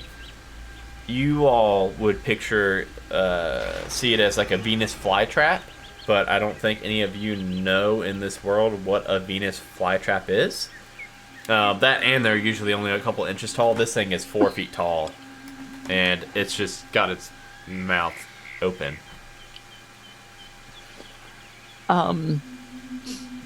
I will stop and observe, but it's actually bigger than I thought. So I will look at the bottom. Are there any like smaller leaves at the bottom or something? Because I fully intend to take a cutting of this and try to reproduce it later. Yeah, it's got leaves that go all the way up its stem, and even around its like what looks like a head. Yeah, I'm not gonna go up there. It kind of looks like the bad plants from Mario, but it's also got plants going up. Wait, is there a mini game in there? Leaves going up the main stem of it also. Yeah, so I'll. Jeeves, would you take a little bit at the bottom? I don't want to get my hands dirty. I was gonna say, geez, why don't you make me a sleight of hand? I think sounds good. Sleight of hand, okay. I just don't want to get my hands dirty. How's a 20 do you? Fuck. Yeah, you don't want to get any closer to this thing. It is, even to you, is pretty terrifying looking. And so you just quickly reach out, grab a few of the leaves, and do you got something to like take them off or like rip them off or however you're gonna do it? I guess I'd snatch them off, I guess. Yeah, Yeah, you rip them off, and like as soon as you do, you're really quick about it, and it tries to like stomp down or chomp down on your arm as you pull back. Backhand it with my shield. Yeah, I don't think we need to like do any like damage or anything. It just kind of knocks it back, and it wasn't quick enough to bite your arm or anything, but you were able to collect these leaves for your buddy. Your leaves, I man. expected to do that. Thank you. You're very welcome, man. Would you put them in the pack? Certainly, man. I shall just make space around the corpse. I'm sure I'll have use of that later. I Absolutely will walk up to this plant and I will kind of tap myself on the chest and I'll say, "I'm sorry, these people are so rude." God damn it! Are you using speak with plants? Yeah, oh yeah, I'm just that guy. Super annoying. I'm sorry, these people are so rude. Let's see. It tried to eat Jeeves. I kind of give you the fucking please look, just. All right, what did you say to it? I'm sorry, these people are so rude.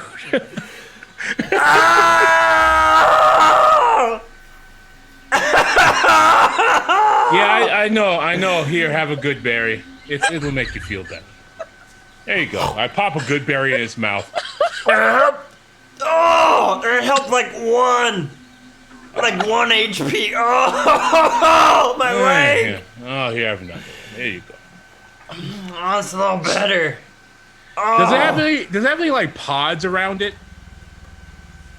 Any seed pods or anything like that? It's got right at the bottom base of it, all around it, or these four. It looks like they're like leaves, but are like the size of like softballs. 4 of them around it. All right, I will use Druidcraft to make those open and bloom. Okay, 4 little baby Mario plants sprout out, and the 4 babies are it's kind of like from Alien. It's a little creepy, actually. Oh, it's so cute. I love it. No, it's not though. As they open up, they are actually walking on their vines. You may know this. You may know a little bit about these plants. I don't know. But how they spread is they bloom, and then the offspring disperse and walk away and find other places to set up shop, and then have their own offspring, and then that's how this plant spreads. I just kind of look at them walking nature is so beautiful. Oh, my leg! Why? They're very interested in you. They didn't know what to grab. You're like a celebrity to them. Watching these plant babies, just in case I have to punch one. No, they seem to be like I said, there's 4 of them, kind of in a square, and they all popped up and are dispersing. It looks like they're trying to go as far away from each other as they can. Okay. I'm watching with great interest, but I can't hear the plant screaming, so I'm Jeeves is completely unfazed. I've stepped back and am ready to continue on. Yeah, I will simply just I will use the Moldorf cantrip and just and just patch put some loamy earth around its now snatched wounded root, and there's that. No, there you make me feel guilty. There. Guilt is for mortals. Didn't help at all. I know, but it's something, No, it's nothing. Oh, come on. Oh, just get out of here. Are you coming? Yeah, We're what walking. are you doing? Why are you humming at that plant? Because it's very upset about being snatched at, like someone's wig at the ball. Why don't you make more of them? Why? Yes. Because they're beautiful. Yes. They're walking plants. Yes. Much better than people. Well, okay, yeah. So you don't consider them people then? No, I No, consider them plants, which are better than people. What are you, people or plants? I am very unfortunately a person. But I make do. I try. So you're like self-loathing, Furbolg? No, I just accept the fact that my presence it can be damaging to the world around me, and I try to make a bit of balance when I can. Well, while this is being said, Jeeves is just stomping through the undergrowth and like pushing shrubs over and like as I point, clearing a path as brutally as possible through the undergrowth. As I point at the machine of war just walking through here. Oh, I'm following him. I don't see you. Yeah, so I just point at them like, point me. Look at them. Jeeves, you hear a high-pitched, it's kind of a cheerful, it's not the same whistling that was falling from the sky. This one's much more cheerful and purposeful, and it's actual whistling. And as soon as you knock over the last few trees so that you can see this path before you, you see walking down this path and whistling a cheery lime green dinosaur suit, kind of skipping down the path. It's got a cartoonish mask that is completely covering its face, and it's like a very obvious like a mascot costume, as it's just like skipping, and then it looks over and sees you like knock down these trees and come on the path.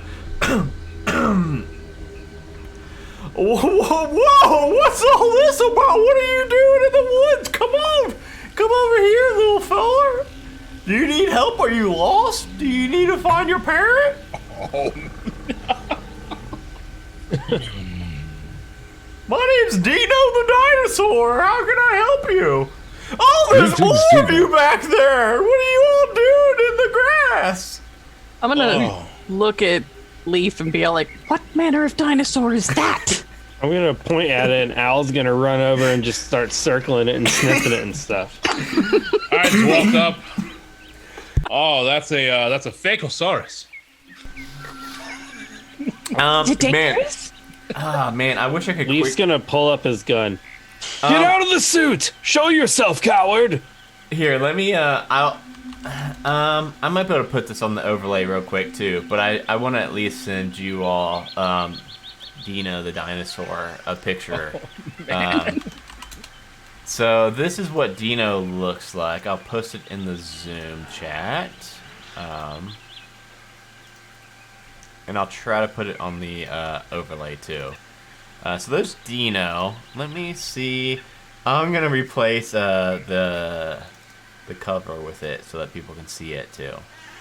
So this is Dino, the dinosaur. It's obviously a Warforged is on the inside of that suit. But seems pretty oblivious that this park has been shut down for some time. Well, can I offer you all some snacks? And he pulls out a handful of what looks like dinosaur-shaped candies that are pretty large, like an inch tall. Probably way too big and safe to be safe for like a kid to eat. How about you, big fella? He's reaching out to you, Jeeves. I do not require sustenance. Oh, that's pretty good. But you are a Warforged. You can see that I am a Warforged. Dinosaur! Dino the dinosaur! Ma'am, do you think this mascot has anything useful to tell us? You might have another badge. Dinosaur Warforged fellow, do you have another It's Dino staff the badge? dinosaur! Dino the dinosaur, Yeah. do you have another staff badge? I'm a dinosaur, so no, but I got these dinosaur candies. Can I help you with anything? You lost? You need an escort? Escort us to the maintenance hut. Oh, you should know about the maintenance hut. That's off limits to visitors. We told you to escort us, damn it! Here, Here, have somebody. Anybody somebody one of these candies, please? I walk up. I'll take one of these dumb candies. Just like. So sure. Now escort us to the maintenance shed. These candies act as potions of healing. By the way, Baller out. It's like, see, and I was all like, sus. Candy. Pretty good candy. So you're not supposed to know about the maintenance hut, but maybe. Yeah, but we do. So take us there, please. Maybe your buddy Dino could show you where it is. If you don't know. Why don't you take us to the maintenance hut, or we will have another extinction event? Okay. You could have just said the magic word. I throw some gold meteorite in his in the costume mouth. So it hits him right in the face. Oh, that's my real face right there. You hit me in the real face. Yep. So you admit you're not a dinosaur? Well, yeah, you're all adults except for that. That thing looks like he's pretty young, like 7. I would probably peg you at 7. You will not peg me at any age. All right, let's go before I get sued. Let's go to the maintenance hut. And he starts. Jeeves raises his pick menacingly. Cheerfully sing or anything when you let march him this? lead. No, because I don't have any songs prepared. No. He does, and it's magical. Get on the floor. Everybody walk the dinosaur. There you go. And he leads you all through the winding path to the maintenance hut. And it is kind of like off. The path that it's on is not like an obvious like paved path. It is. The door is like a fence. Yeah, it's a like a camouflage platform, 10 feet above the ground. It's supporting this like square unmarked building, and there's a short iron ladder going up to it. But there's no visible doors or windows or like any way to enter this building. But as you approach with the key card, the door magically starts to appear, and you see a sigil of House Cannith above the door as it shows itself. Well, who's going up first? Well, if he's in there, if we just set it on fire, he'll come down. Oh, he'll die. I mean, Right, but aren't we trying to kill him? Either. But we're trying to kill it. Yes, I believe that's what we were supposed to do. I'm going to look at isn't the that person right? we're with. That's Yeah. like, Well, what do you think? It's your person.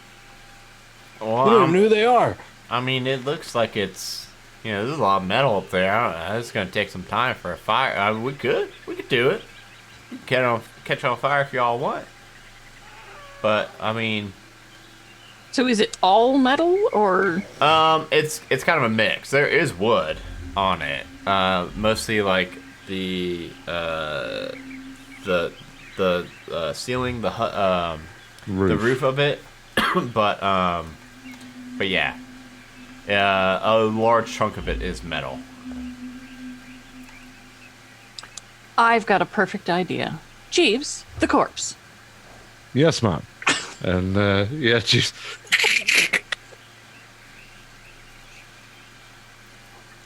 I would like to cast animate dead on this corpse. Okay. And if, oh no, never mind.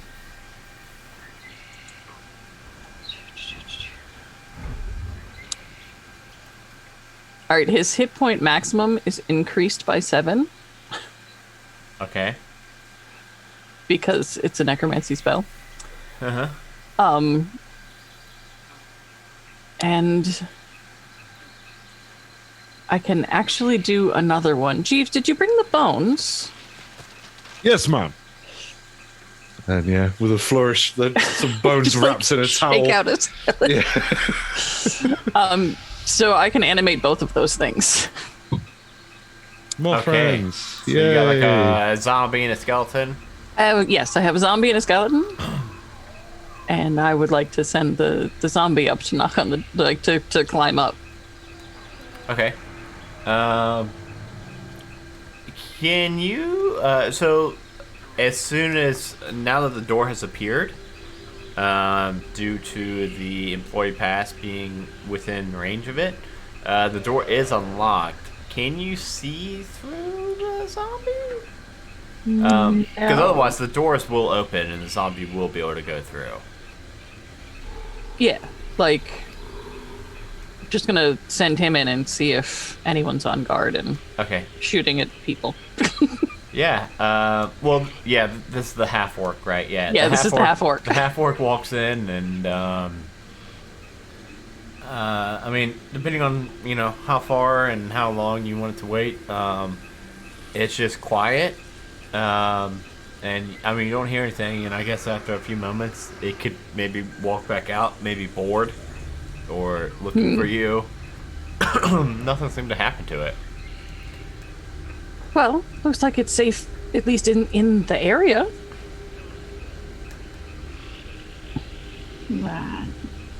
All right, I'm climbing up. I'm just gonna walk over and start climbing the ladder. All right. I'm gonna do so stealthily, because I'd probably do. Who knows? Probably do great. Yeah, go ahead and roll your plus 13 stealth, just because. Well, it's like I gotta use it. 33, natural 20. Wow. We don't notice. Somebody was following behind you. I just going get up this to ladder. like pass without a trace for free. Yeah, they just didn't even see you go up this ladder. Leaf, you get to the top before anybody else, and you're able to like kind of scope out this area.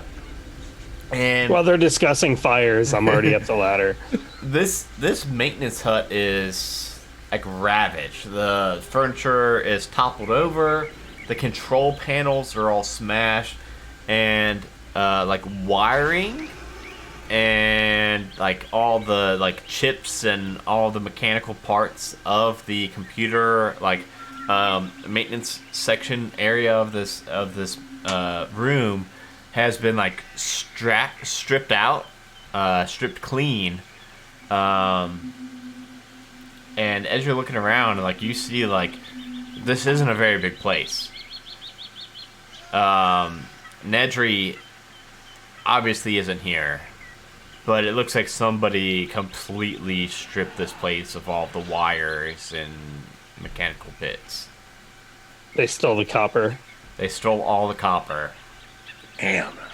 Okay, so it's just like a single room that's been ransacked with nobody inside. Right. And then you hear it. Okay. A stomp. Oh, yeah. And look at my lemonade. And I see it. And it's, yeah, you look over at the glass of water that's on the counter, the glass of lemonade, I mean, and you see it ripple. And then again. And everybody else is climbing the ladder, and you all hear it. And it's coming from the east. Like on the map, if you're looking at the map, it's like coming from where that like Brontosaurus is. Yeah. Can I cast a spell? Yeah, sure. It's I'm gonna gonna cast Summon Beast. Okay. I'm gonna summon a second dinosaur. I'm gonna summon an Ankylosaurus. Oh, This one's name is Annie. So this one's on 4 legs. It's got like an armored back. It's got a long tail with spikes on it. And these Andy the backwards Yankee. curling horns. So we got Annie the Ankylosaurus and Al the Allosaurus. They're both at the bottom of the ladder, and I am at the top with my sniper rifle, awaiting whatever great beast has come to end its life. Yeah. A few moments go by and you hear these stomps coming from the overgrowth and the jungle area off to the side, off the path. And you see knocking across the trees, like, is anybody like on the ladder, like climbing up, looks back, and you see this towering Tyrannosaurus Rex looming over, like above. It's taller than this maintenance shed is, looming over all of you. And unlike the other park dinosaurs, this Rex has large pieces of its skin that have been replaced with steel plating and exposed patches of wiring, and a high-pitched voice yells from a concealed speaker, "Thought you could steal my research, eh? Well, thought you could get back here first before me and beat me to it? I'm on to your tracks. You didn't say the magic word. You'll never leave this park alive." Let's go ahead and roll initiative, because this thing is.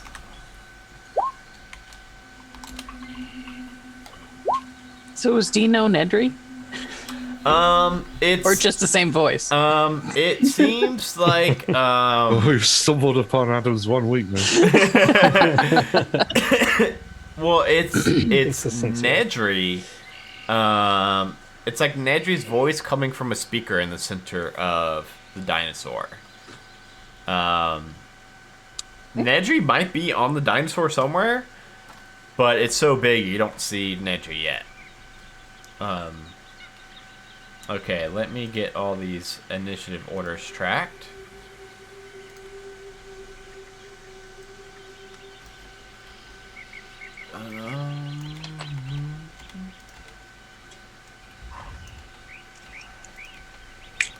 So we have got,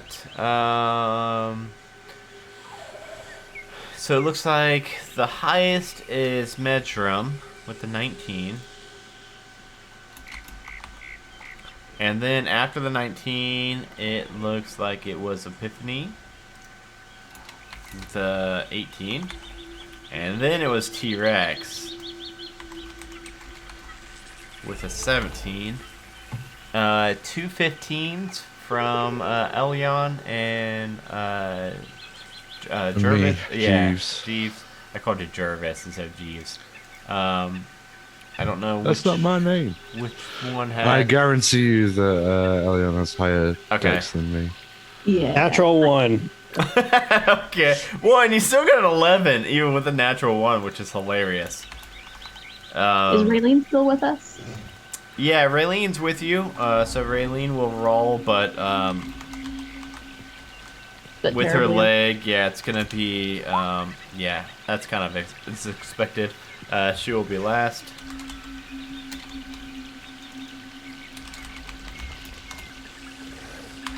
So that will be.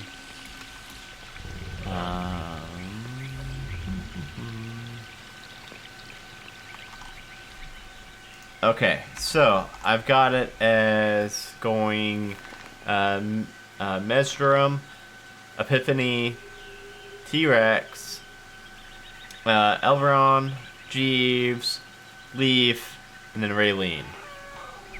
Does that sound good, everybody? Yep, sounds good to me. Do you happen to have the stats for a half orc?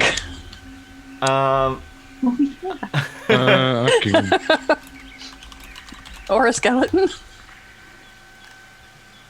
I could get zombie traits, I think is what we would probably want. Sure.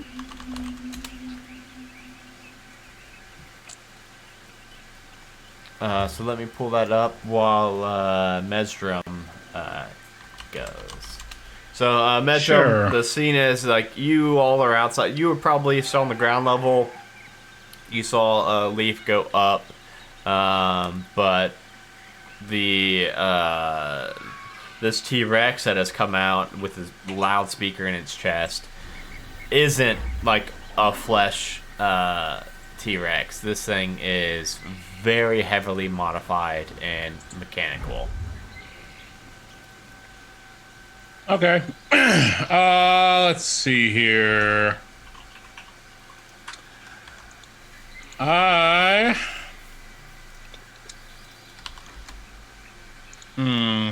Can't do that. I would like to. This says a mockery of nature, and This I'm going to assume this person is in this T-Rex thing. I'm going to cast Tidal Wave on the T-Rex.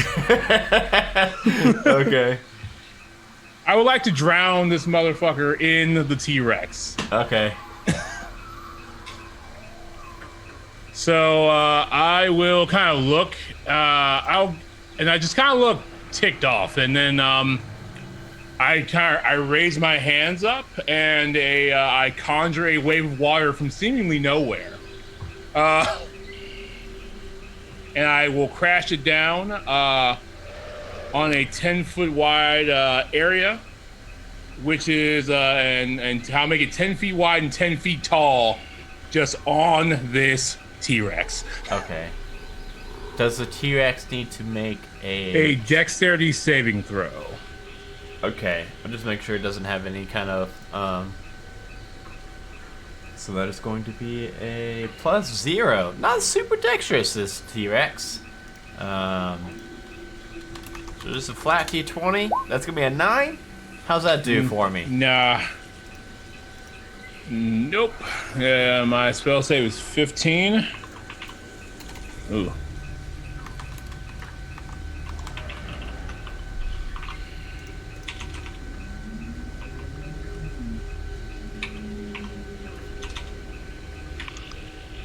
So they fail, they'll take 48 bludgeoning damage, and they are knocked prone.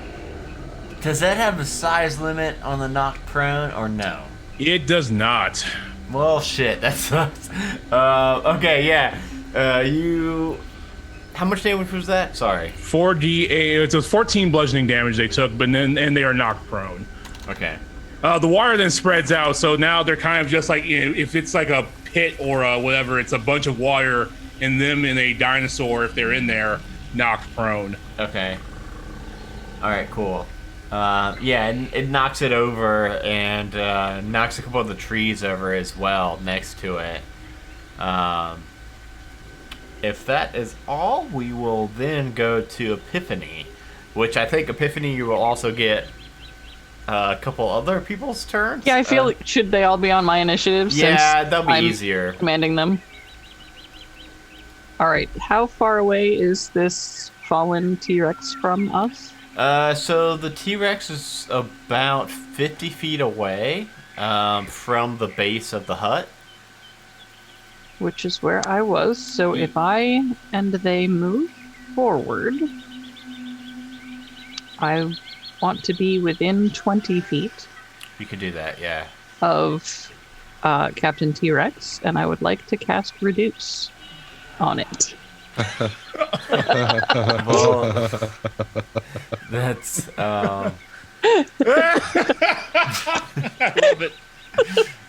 Do you do they make a roll for that? Probably, right? I think they have to make a con save of 16.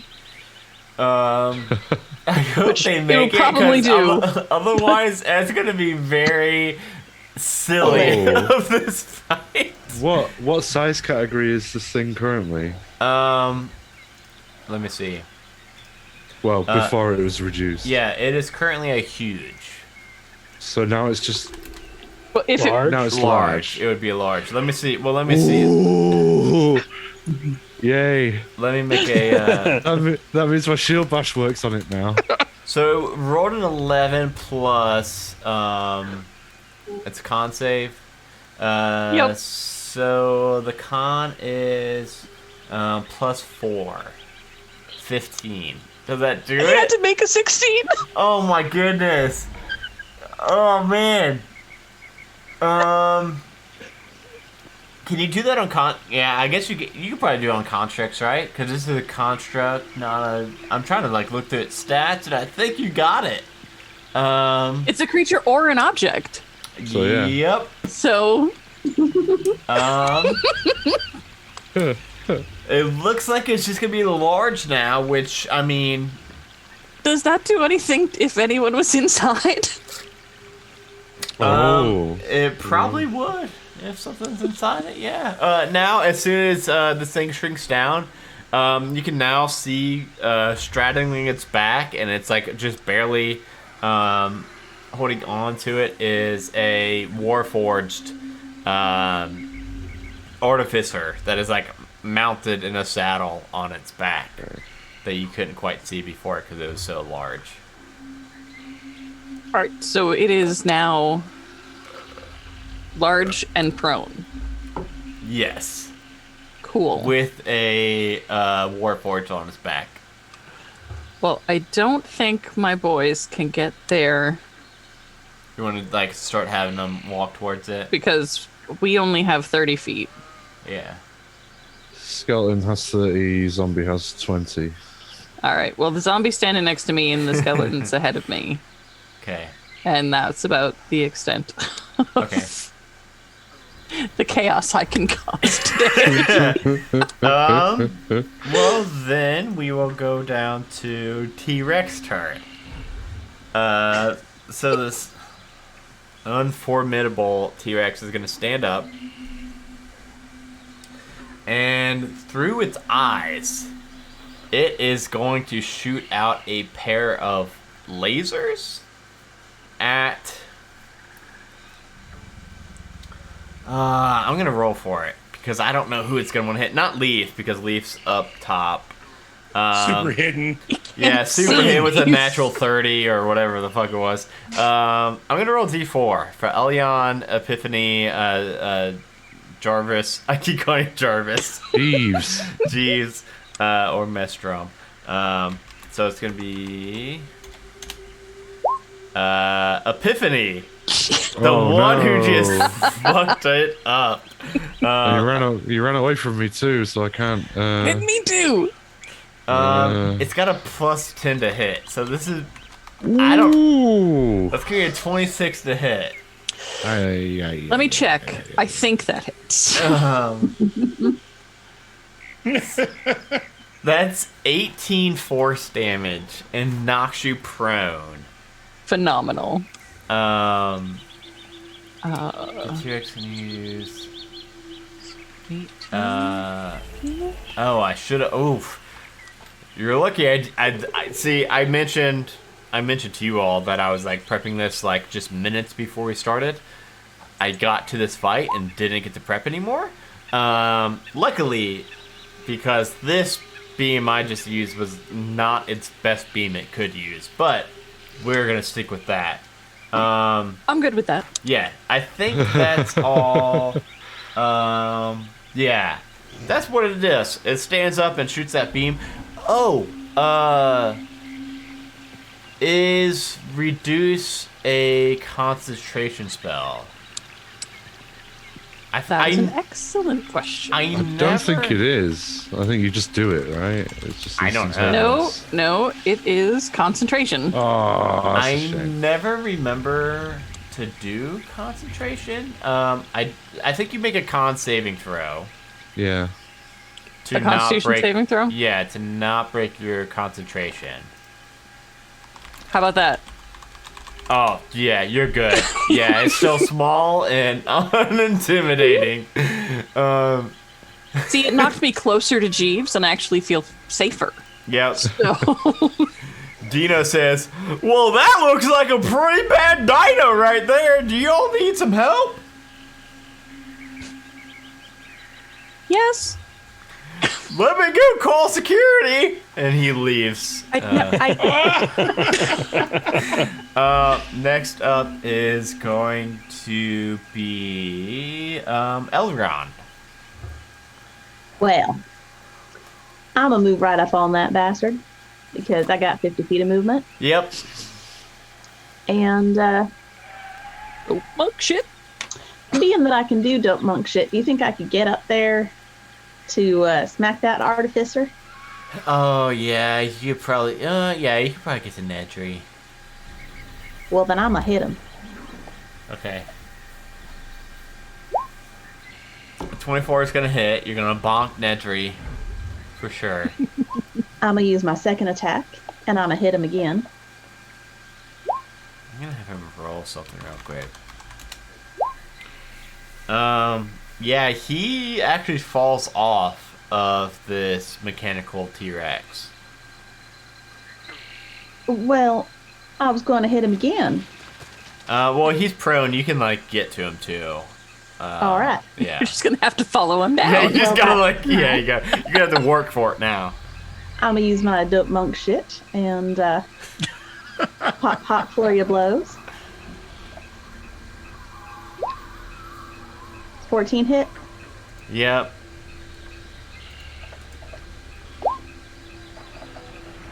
Oh, that one's not gonna hit. 8 is not gonna hit. So what was that total damage? And it was that'd all be 28. And it was all to Nedry, right? Okay. Yep. Okay.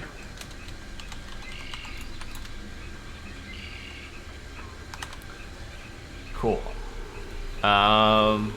Is that Eberron just gonna be beating the hell out of Nedry? Yep. Just gonna punch some artificer. All right, we go to Jeeves now. I was back at the start, so how far am I from everything? The T-Rex, you're about 40 feet away from. Okay. But I am on the ground about 20 feet in front of you. Yeah.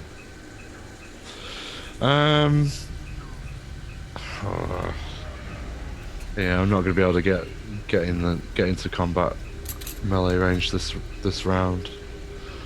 You got any range at all? You can't set it on fire? I can't get into melee range. Is what I'm saying. I forgot about your fire. Which I would dearly like to do, but I guess next round if it lasts that long. I'll run up to my fallen charge and screen her from further devilish ray attacks and counter with one of my own. Send a firebolt back at this mechanical T-Rex. Okay. Oh dear. This is 13. A 13 to hit. Let me check. I think that might actually. So, the one thing confusing for me that I'm taking time to do is there are T-Rex stats, but then there are like augmented stats on top of that that are on 2 separate pages. But there are no augmented armor classes, so that 13 does hit a T-Rex's armor class. Okay, well that's 19 points of fire damage then. That's a pretty big firebolt right there. Yeah, Jeeves. This comes out of Jeeves' chest like a unibeam from Iron Man. Jeez, that's a really good one. Yeah, and you blast this thing right in its chest, and it's now just standing there with Nedry on the ground, getting just fucking pummeled by Eberron. Just mounted punches. Like a fucking UFC fight. Yeah. I do believe we now go to. It looks like Leaf is next, and then Raylene. All right, can I see Nedry from where I'm at? Yeah, I think you're still up on the platform, right? Yeah. Yeah, so I think you've got a pretty good vantage point on this whole scene. We're about 50 feet away from you. I am going to shoot Nedry. Okay. Well, yeah, Nedry's gonna get fucked because Nedry's 17. Yeah, so Nedry being prone is supposed to like grant disadvantage from range attacks, but I think with Eberron like on top of Nedry also that'd be kind of be cancelled. It's gonna be and then you being above, I'm gonna just cancel it out and just do regular rolls. Also, if he was within 60 feet of me, then I could cancel out that disadvantage anyway. Yeah. Okay. Cool. Yeah. So we're just gonna do. That can't be right. No, you're on D210 again. Well, oh, you're right. I'm like looking at it like, what? I wish I could do that. That would be fantastic. Yeah, just roll a D210. Sure. Wait. Oh. 2D10. I don't understand what I did wrong. Okay, you rolled 1D210. Yeah, I see what happened now. I'm like, I don't get it. What do wrong? What do wrong? What's doing that? Yeah, it is supposed to be plus 2d10 plus 7. 20 damage. Yeah, it's okay, yeah. Why, that's less than half. Yeah, you take a big chunk out of this Warforged that Eberron is currently beating the hell out of. And I know you've got more shit you can do, too. Extra attack, 20 to hit. Yep. Yep. That hits too, yeah. 19 damage.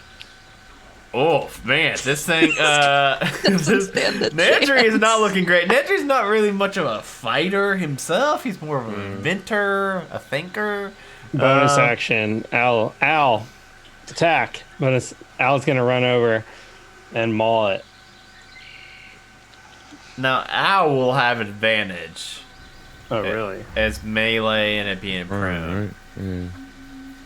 Okay. 16 or 23 to hit. Both. And then, since it moved, did it move? Like how far? It had to move about 20, at least 20 feet to get over there, right? Yeah, he had to charge him. Okay. To knock him prone. I think that's what Al gets to do. Nope. They do an additional 1d6 damage. Gotcha. And then they have to succeed on a strength save or get knocked prone. But He already is prone. That's kind of, we're past that. Yeah, so that doesn't really matter. So Elion, we'll I just think he's going to do steal your kill. 30 plus a d6. Wait.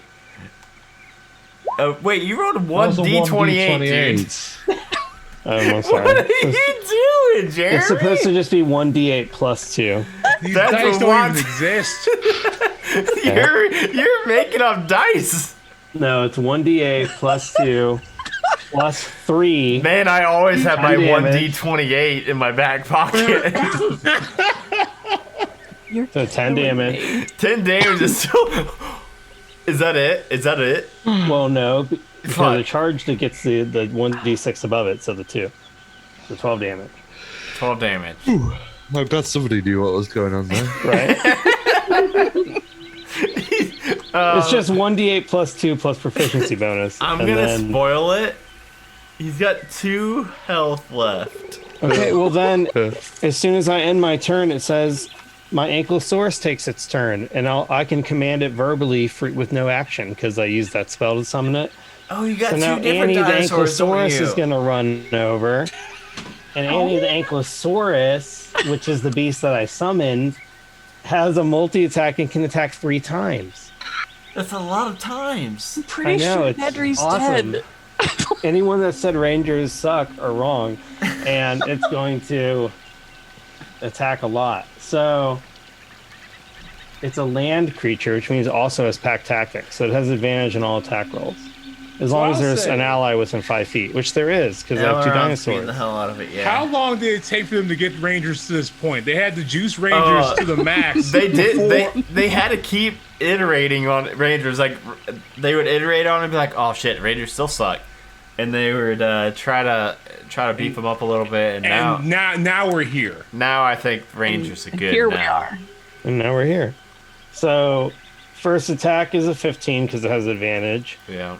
The second attack's a 19 because it has advantage, and the third attack's an 8. So I guess 2 of those hit, right? Yeah. So the damage they deal is 1d8 plus 4 plus the spell's level, which is level 2. So 1d8 plus 6. So 1 hit's for sure Twice. gonna kill him. So we'll just do 2d8 plus 12. And This that'll is be where both of Nedry them becomes together. an oily stain under you. Yeah. 15 total damage. Yeah, Elrond's like punching. From the Ankylosaurus, Annie just comes over and clubs the shit out of them with her tail. And just smashes the mechanical head, and just like grease everywhere. Yeah, the T-Rex looks a little enraged at that, actually, though. Yeah, see, look, the T-Rex. Should I use all that juice on the T-Rex? Fighter McRanger. But I'll end my turn because that's all I can do. Oh no! Okay. Is that all? Well, Elrod's gonna try to hobble over and mount up on her kind of makeshift crutch, and then is going to take a shot at the T-Rex. it's gonna be kind of anticlimactic after all of that, but 15's gonna hit it. It hits though. It's gonna hit it. It is only going to be for that's not right. It's not supposed to be D8 plus 45. I did it. I gave Jeremy shit for it, and then I did it. That's supposed to be a +5. You got a natural 1 though, so I think you missed. Well, no, that's for damage. That's the damage. So 3 damage to this thing. Not a ton. An attempt was made, Raylene. An attempt was made, and 46 would have been better. It would have been marginally better. Yeah, I agree. Now we go back to Mesderum. A D5? Oh, that was for the +5. Yeah, that was for the Wait. No, that's not right. 1d5. I didn't roll right. I didn't roll Yeah. right at all. That was supposed to be for 6 points of damage. Not. I wasn't supposed to roll for that last thing. Good catch. We're just making a random. We're making up rules now. We've got D28. I mean, just do whatever, right? I mean, like. Right, I'm gonna roll a 1d3.33333. Oh dear. Oh Broke dear. the internet. Oh man, no pointer error. Mesderum, you're up. I mean, what's left of this? I mean, is the T-Rex moving still, or is it just... T-Rex Cool. actually looks more angry now. And okay. Man, I really wish it had some kind of like legendary actions or something. I don't think it does.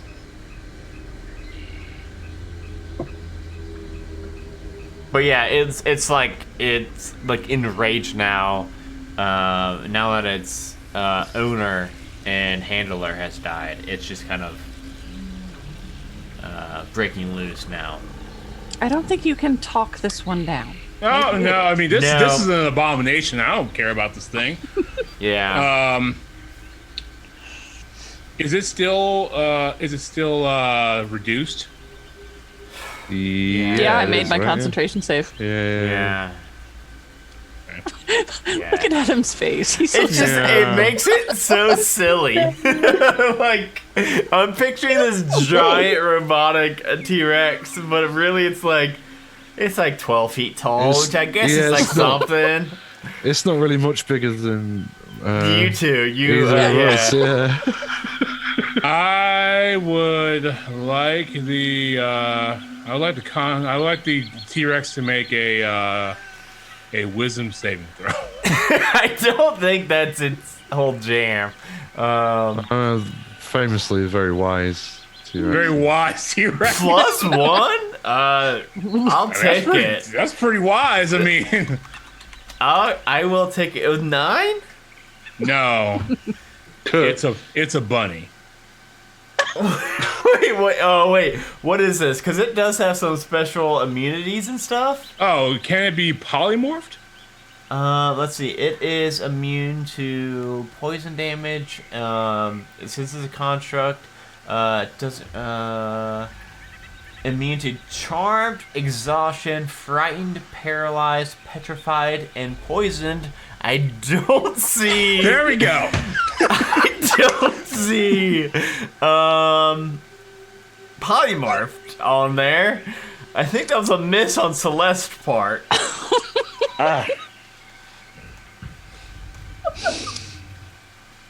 Can constructs be polymorphed? Anything could be polymorphed. It's creature. It should say it's not polymorphable. It's just beef now.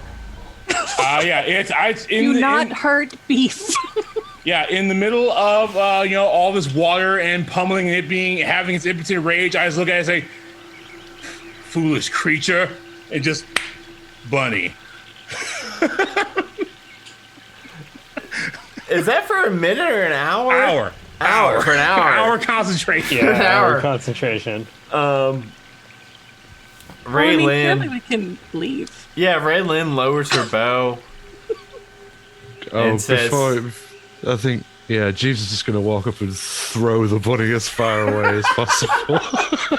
Okay, now roll an athletics check.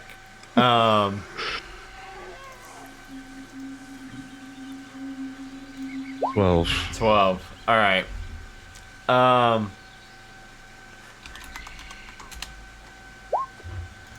Let me. So this is what. Okay, so. Are you casting Featherfall on it too? Yeah, there's a reaction. I was honestly thinking of casting Levitate on it so that you could just. I was looking at bunny stats and thinking of like distance No and need. 3 damage and like it No like need. break- It will take no damage, but it will be thrown very far. Yeah, very far probably with Featherfall on it. I imagine you could probably get quite a distance on that. Yeah, Raylyn like lowers her bow and it's like, well, I guess, I mean, shoot, y'all killed Nedry. That's good job. I shot that T-Rex though. That y'all saw me Right, shoot now it. you're coming with us now. Yep, that's was it Benny? Billy. Billy. Okay. Yeah, you all don't want to like write anything Do you need here. any pieces of Nedry? I will. Now, we aren't going to just question him for what he knows about the explosion. I mean, he's dead. Dane? I mean, how long has it been since we killed him? Right? Yeah, just a couple seconds. Oh, I revivify his ass. Fuck this. Nah.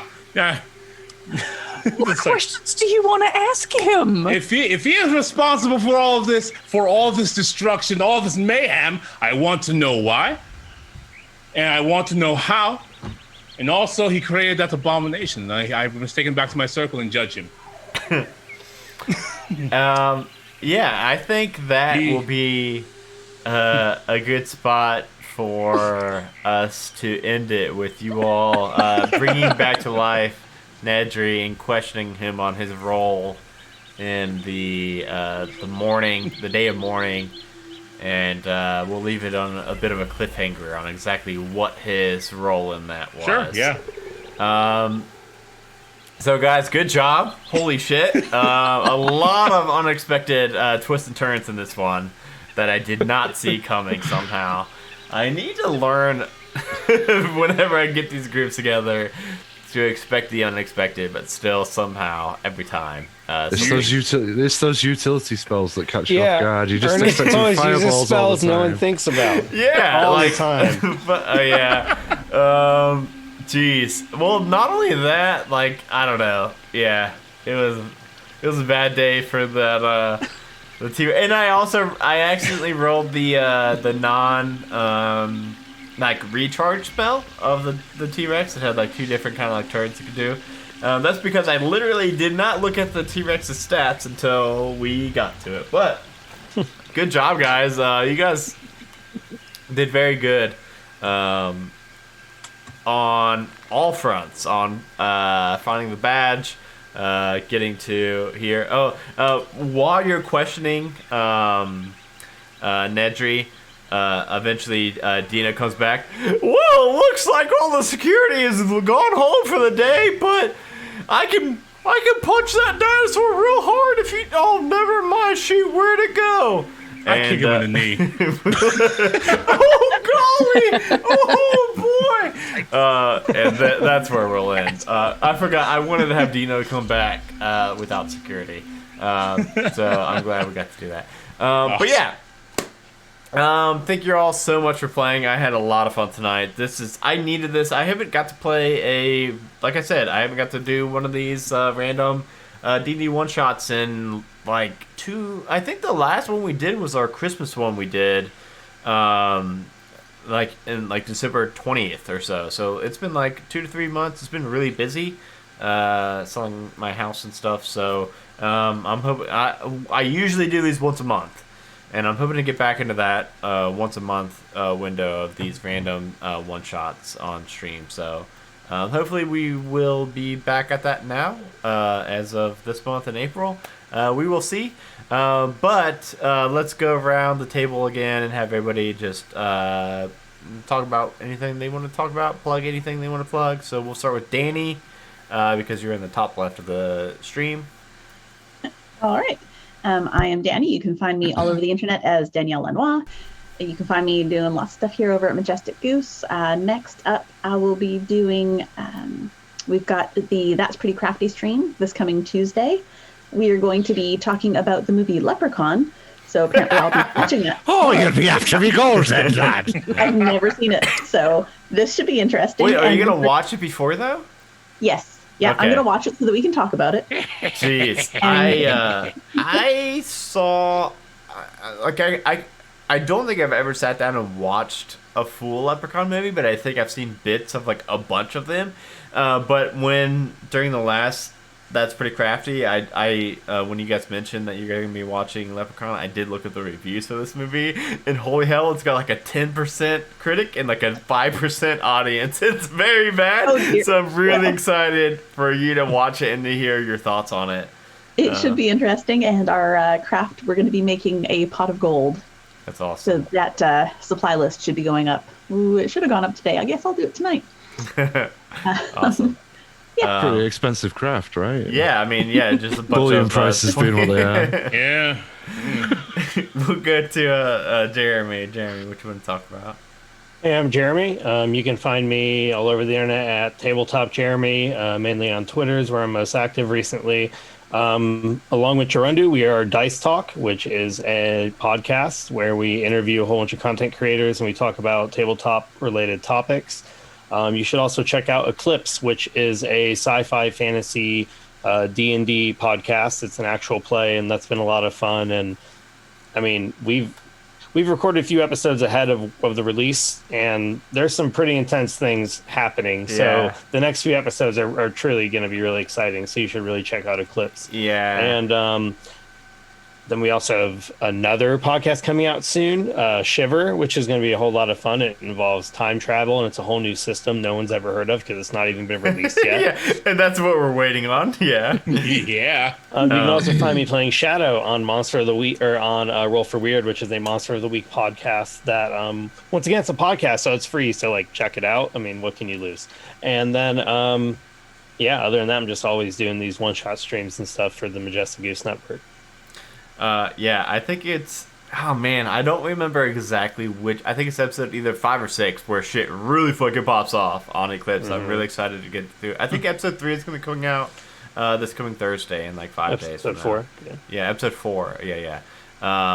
We're getting really close to like... Yeah, it's really fun. Going down to Tanya. I am Tanya. I'm Readings by Tanya on most of the internet. Because I'm an intuitive tarot card reader.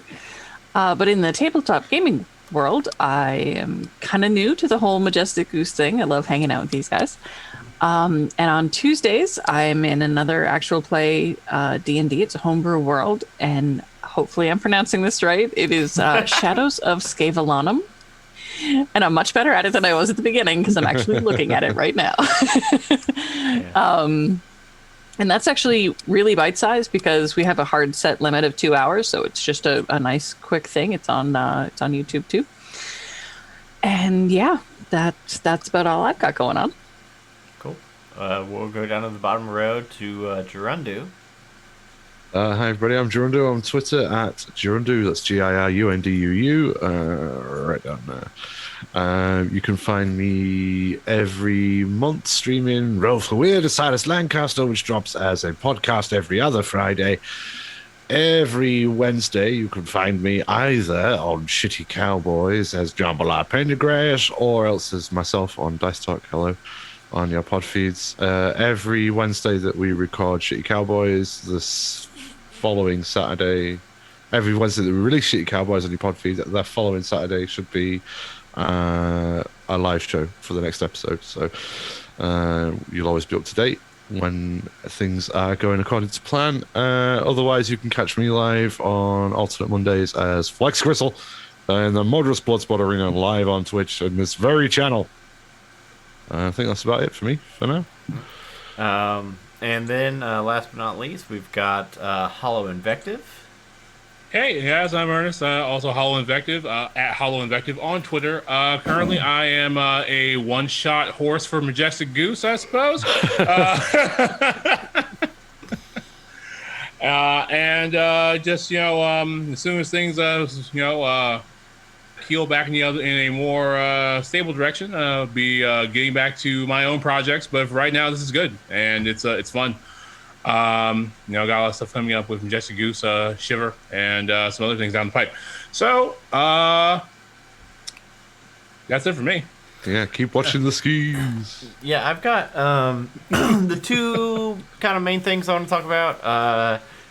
Obviously, I can't plug everything at the Majestic Goose. You'll just have to go to majesticgoose.com and We've already done most of it. Yeah, I mean, you guys kind of handled most of that, luckily for me. But the two big things are April 9th through the 10th is going to be our 24-hour Extra Life charity stream for Cincinnati Children's Hospital.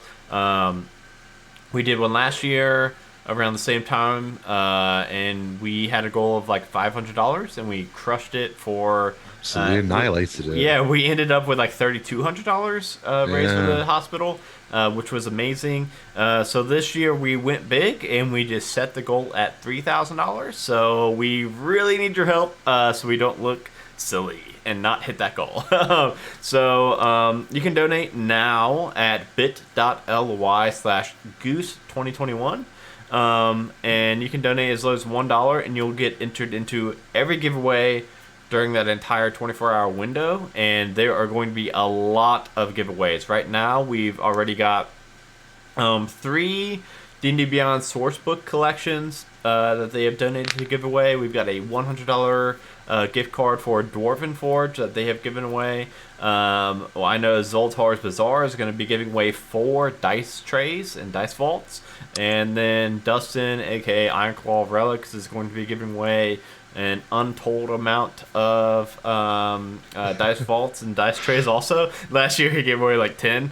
So like last year we had so many giveaways that by the last like 3 hours, we had to just like every 15 minutes we had to draw a name for a giveaway because we were so behind on giving. Like we had so many giveaway sponsor items to give away that a lot of people got stuff, and that's gonna be how it is this year.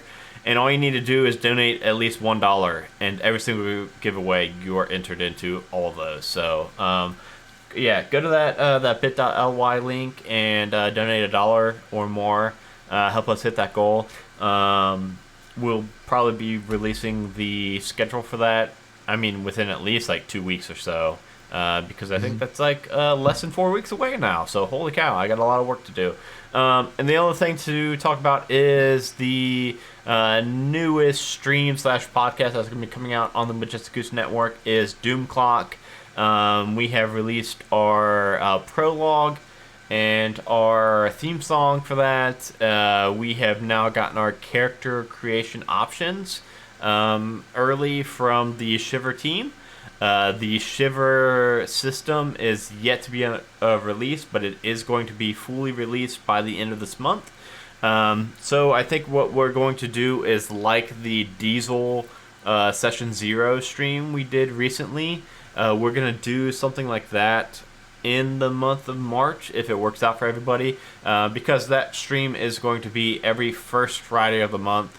So because everybody has dedicated their first Friday of the month to that stream, we want to make sure that everybody is able to fit into their schedule an off day for the Session 0 throughout the month of March sometime coming up soon. And we're going to do that. And then I think April, the first Friday in April, I don't even know what that day that is. I don't know if it's, I think it's like the 3rd or the 4th.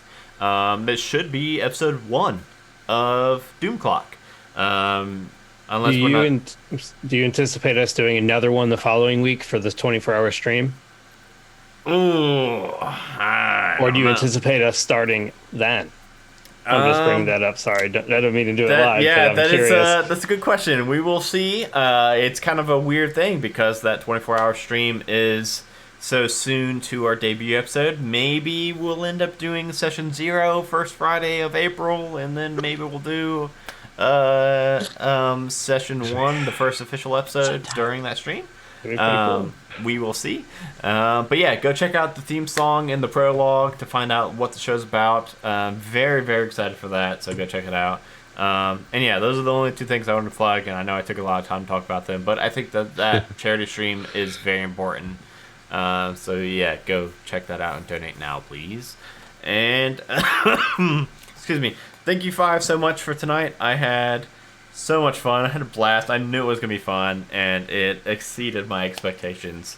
And I know it's like 5 or 4 a.m. Gerundu's time, so we need to let Gerundu get off to bed. We will see you all. Go join our Discord, and we will talk to you tomorrow in Discord after Gerundu gets some sleep. Let me sleep, you monsters! Bye, everybody. Bye.